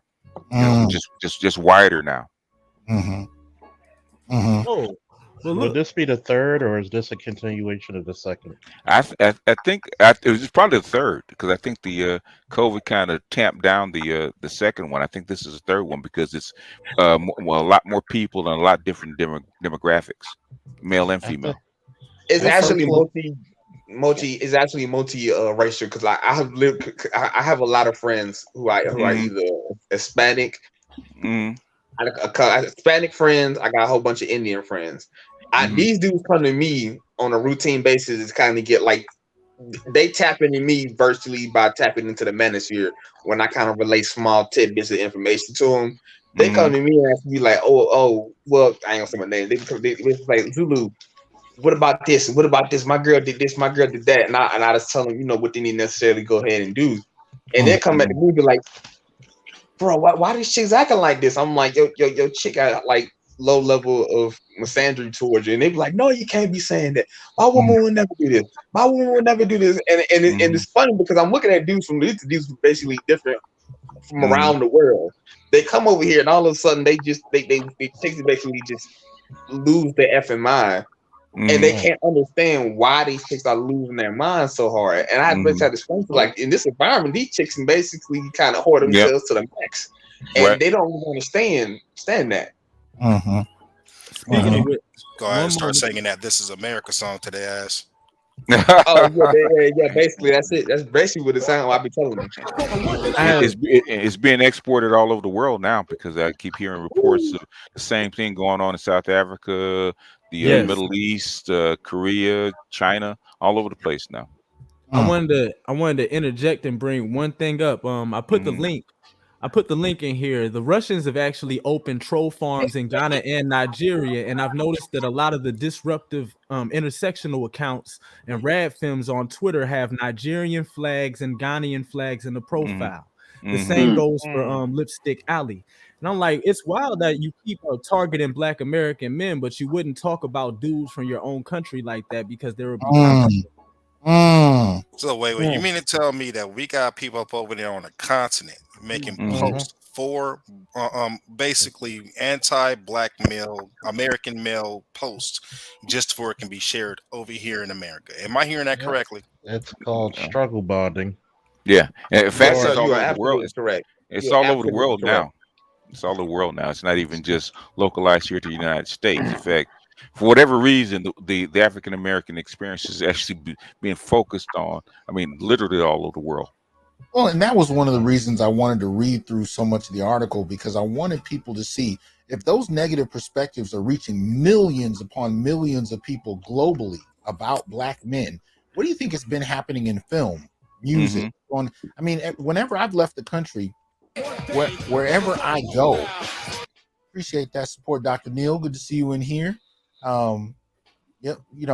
Whenever I've gone, to another country, they have an understanding of who Black men are. It's usually a negative one. It's usually one that's reinforced by popular culture, but it is nonetheless the dominant perspective on Black men as far as the popular consciousness is concerned. And this is the kind of stuff that propagates those ideas. Mr. Z said something. Mr. Z said something a while ago. You were mentioning, he mentioned that there's an undercurrent of resentment and jealousy amongst non-ADOS Black people for ADOS people, and especially ADOS men, that we have a weird kind of position where we're both reviled and in some cases revered, in large part because of our unique and great history and our place being where we are on this earth and being at the center of the hailstorm of America the last couple of 100 years, that amongst many Black people, non-ADOS people, there are some bittersweet sentiments about us. Of course. You'd be mad about a guy. Wouldn't you be jealous of a guy who didn't have to run from his country of origin? Wow. Damn, Wouldn't you be jealous of a Wouldn't you be jealous of a Wouldn't you be jealous of a Wouldn't you be jealous of a Wouldn't you be jealous of a guy who actually made his country into something other than a shithole? Damn. Wouldn't you be jealous of a guy? Wouldn't you be jealous of a guy who actually freed his not only his women, his children, and his entire damn country? Yeah. When you be jealous of the men who made Marvin Gaye, Michael Jordan, like put it to you this way. I'll give you another one. Go ahead. Black men historically, Black American men have literally pissed greatness for centuries. He said pissed greatness. So you gotta really think about it. Is that I would be jealous too, because number one, as soon as they get off the plane or the boat or the raft, wherever they come, their women want to be with Black American men. Damn. So of course they're gonna have this angst. Oh, don't be with him. He's a gangbanger. But at the same time, you've taken all the economic, stability from your country coming here. Because if you would have stayed there, you would have still been think about it. Every time you come from somewhere over there, your country's unstable. Let's look at it. Of course you're gonna. Well, why can't Black men do what we do and we study hard? Because you never had the foot of white supremacy on your neck. They're gonna say that's an illusion. When, especially if you're talking about continentals, and God forbid, you're talking about continentals that actually live in like different European nations, like in Canada and in the U.S. I run into these people a lot necessarily in my work field. They basically gonna tell you they work harder than you, they better than you by virtue of somehow their culture it does have its advantages, and they'll just say basically by virtue that's what makes them better than you, as they take all the benefits that your people earned and strive for. It's hilarious. That same culture has not been able to go ahead and spread all over the world that's like ours have. And you know what my rebuttal to that person would be? Is like, wait a minute, if you're so much better than me, why does only one city in your whole country have electricity?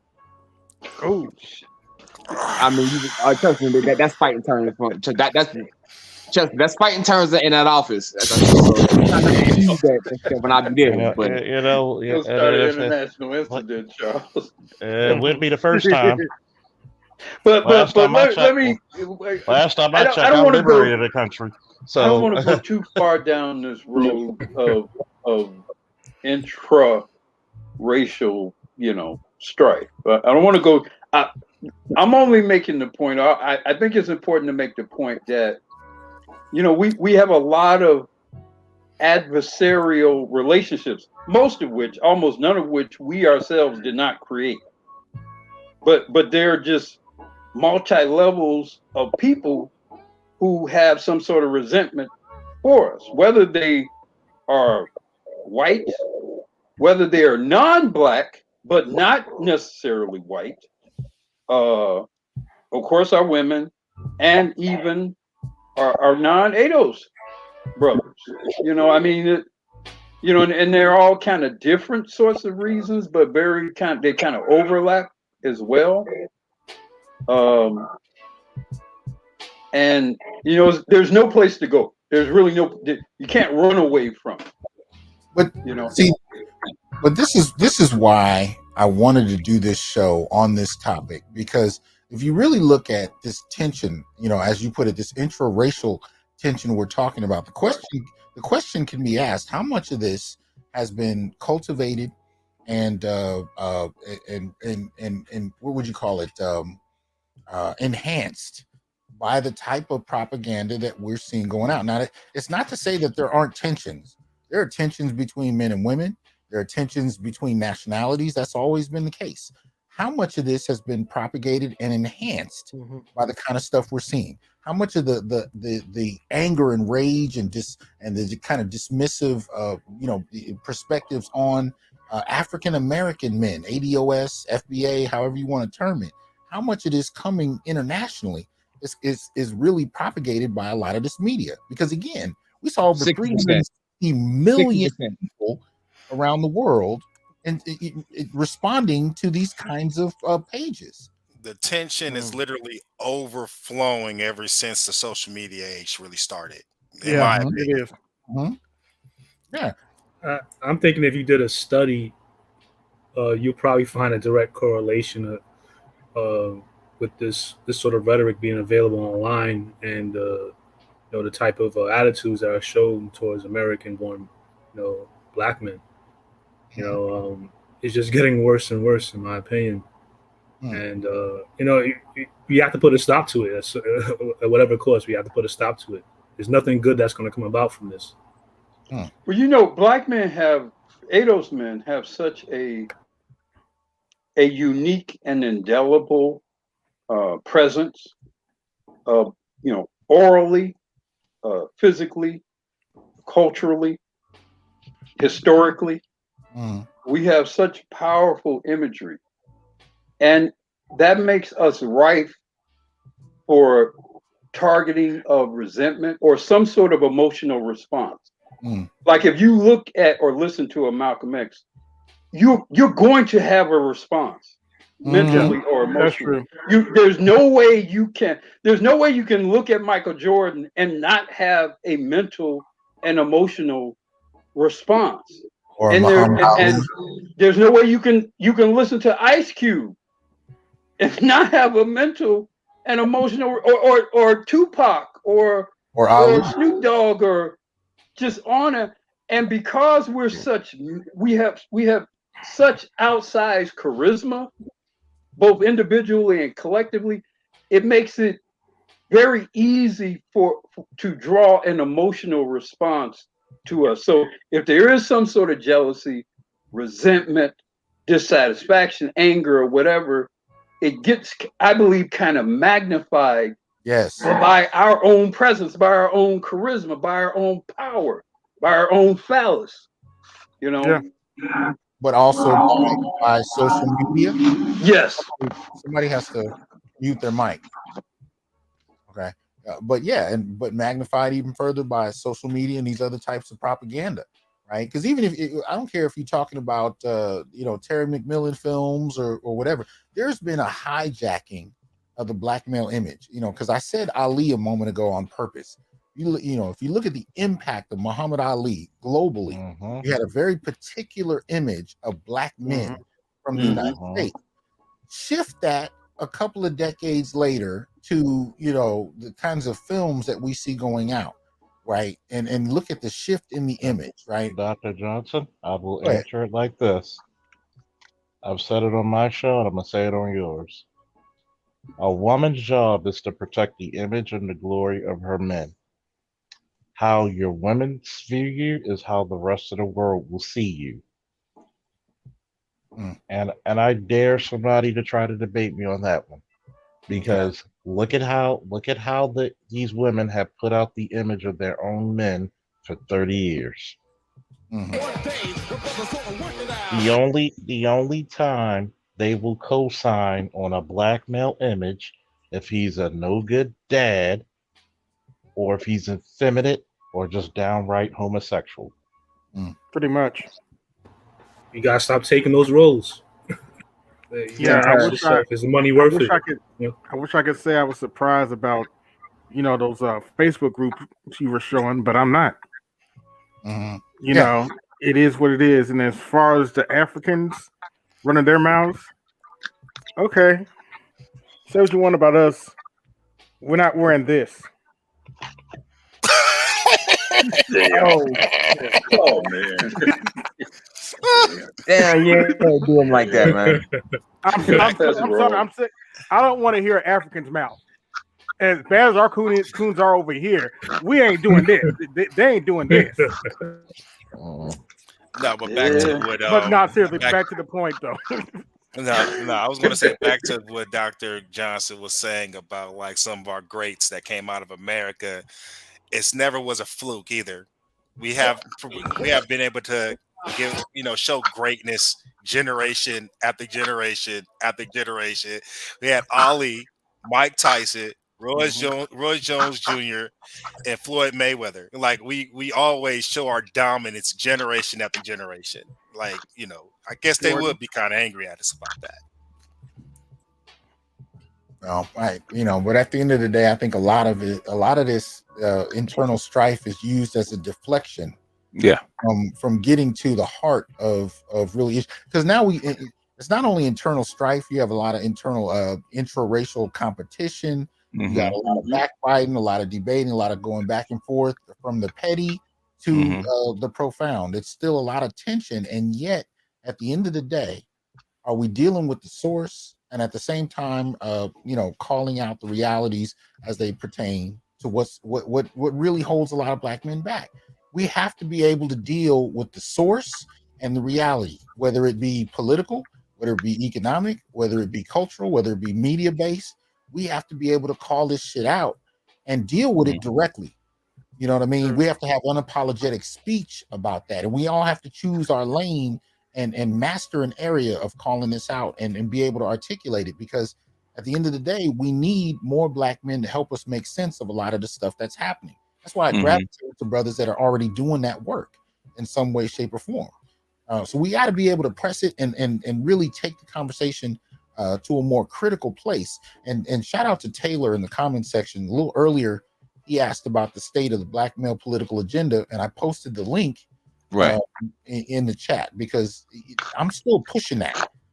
I'm still pushing that there are black men actually do have political interests that need to be articulated and supported. So check out the Black Male Political Agenda and look at and now these are not written by me. These are written by brothers like yourselves who have posted them from the show and said these are the ideas we have to improve the quality of Black male life. That's what we need to be working on, because as they've been saying, winter is coming. Well, it applies to us in a slightly different way than the way used lately. Yeah, it's real. But I think I cut you off, BGS. What were you saying? No, I was gonna say, like they said, when a white man gets a cold, black men get the flu.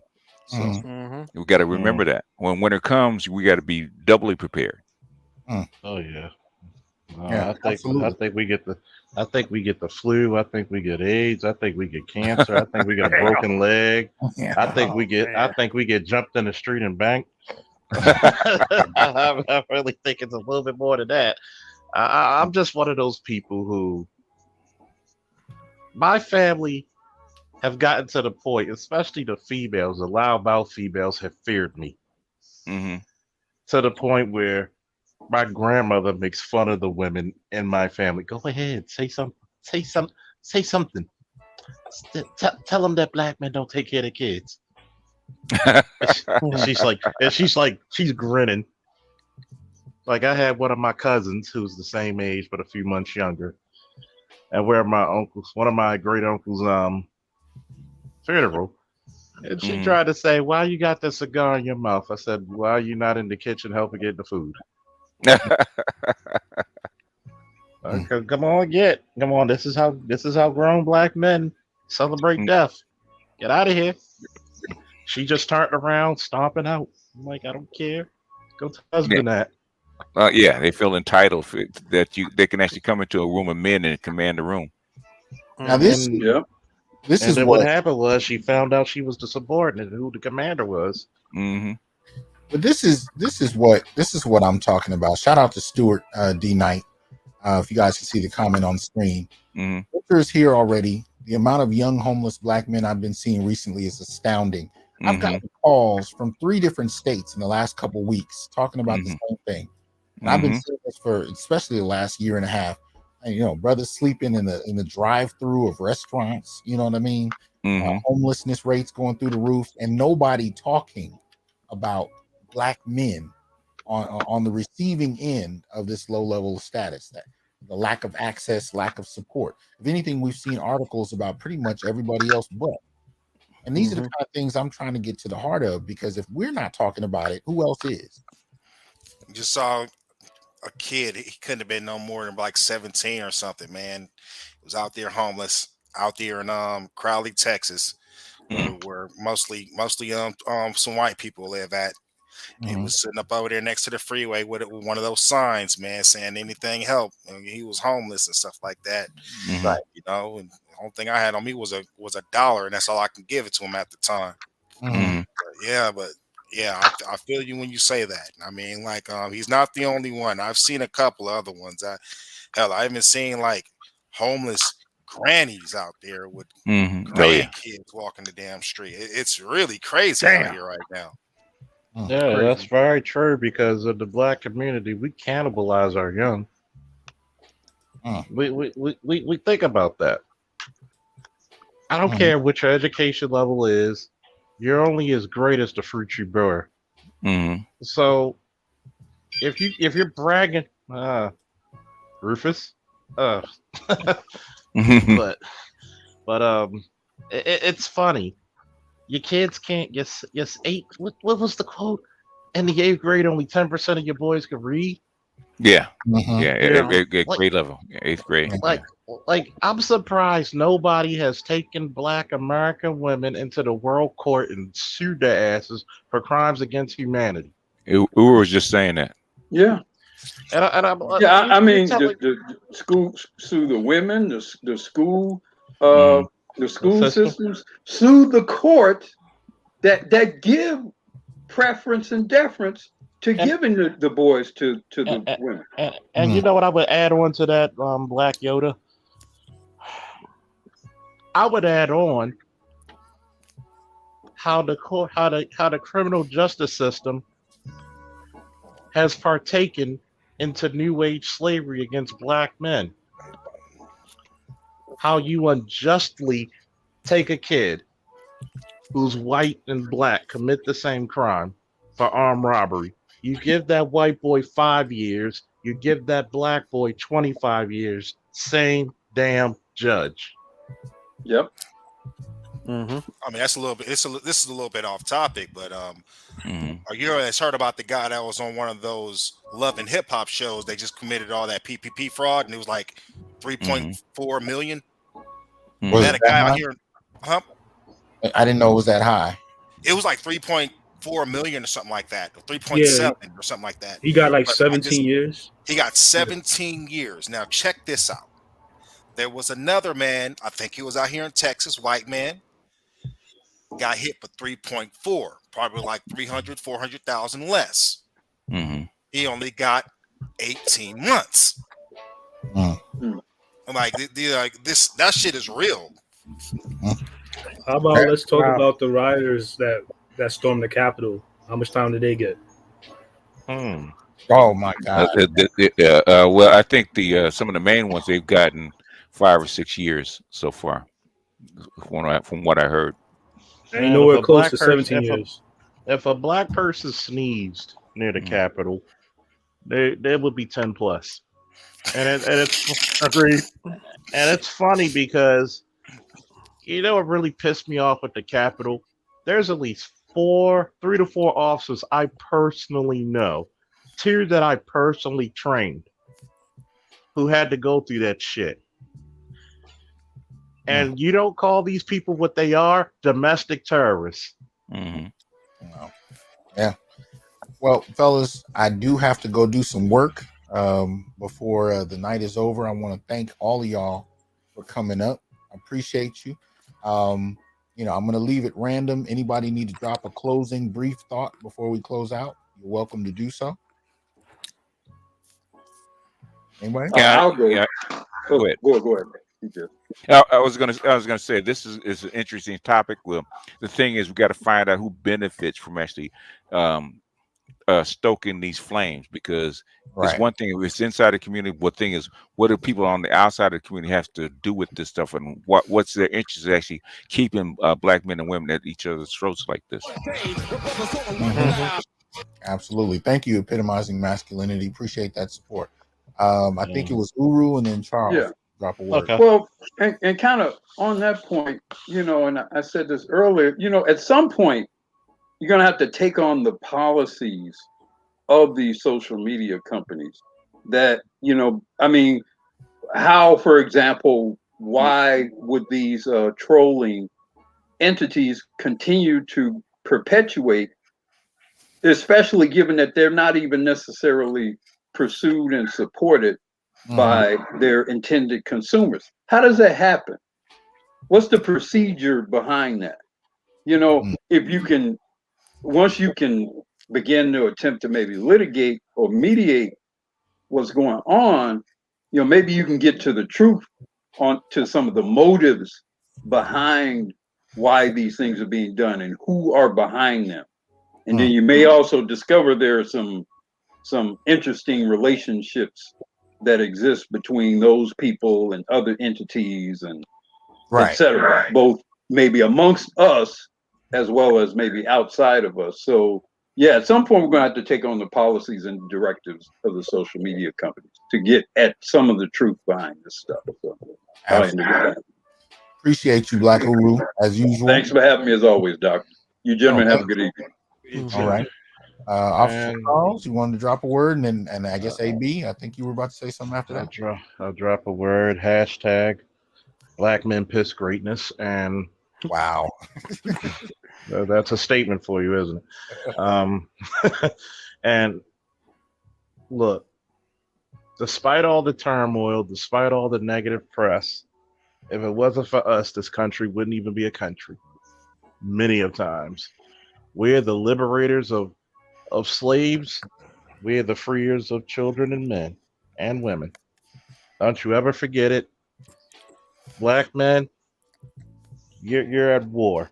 You're at war for not only your identity, you're not only at war for your economic status, you're just at war to be a human being. Don't you forget it. Keep the good fight going. Be the best that you can be. And all together now, 1, 2, 3. Woo!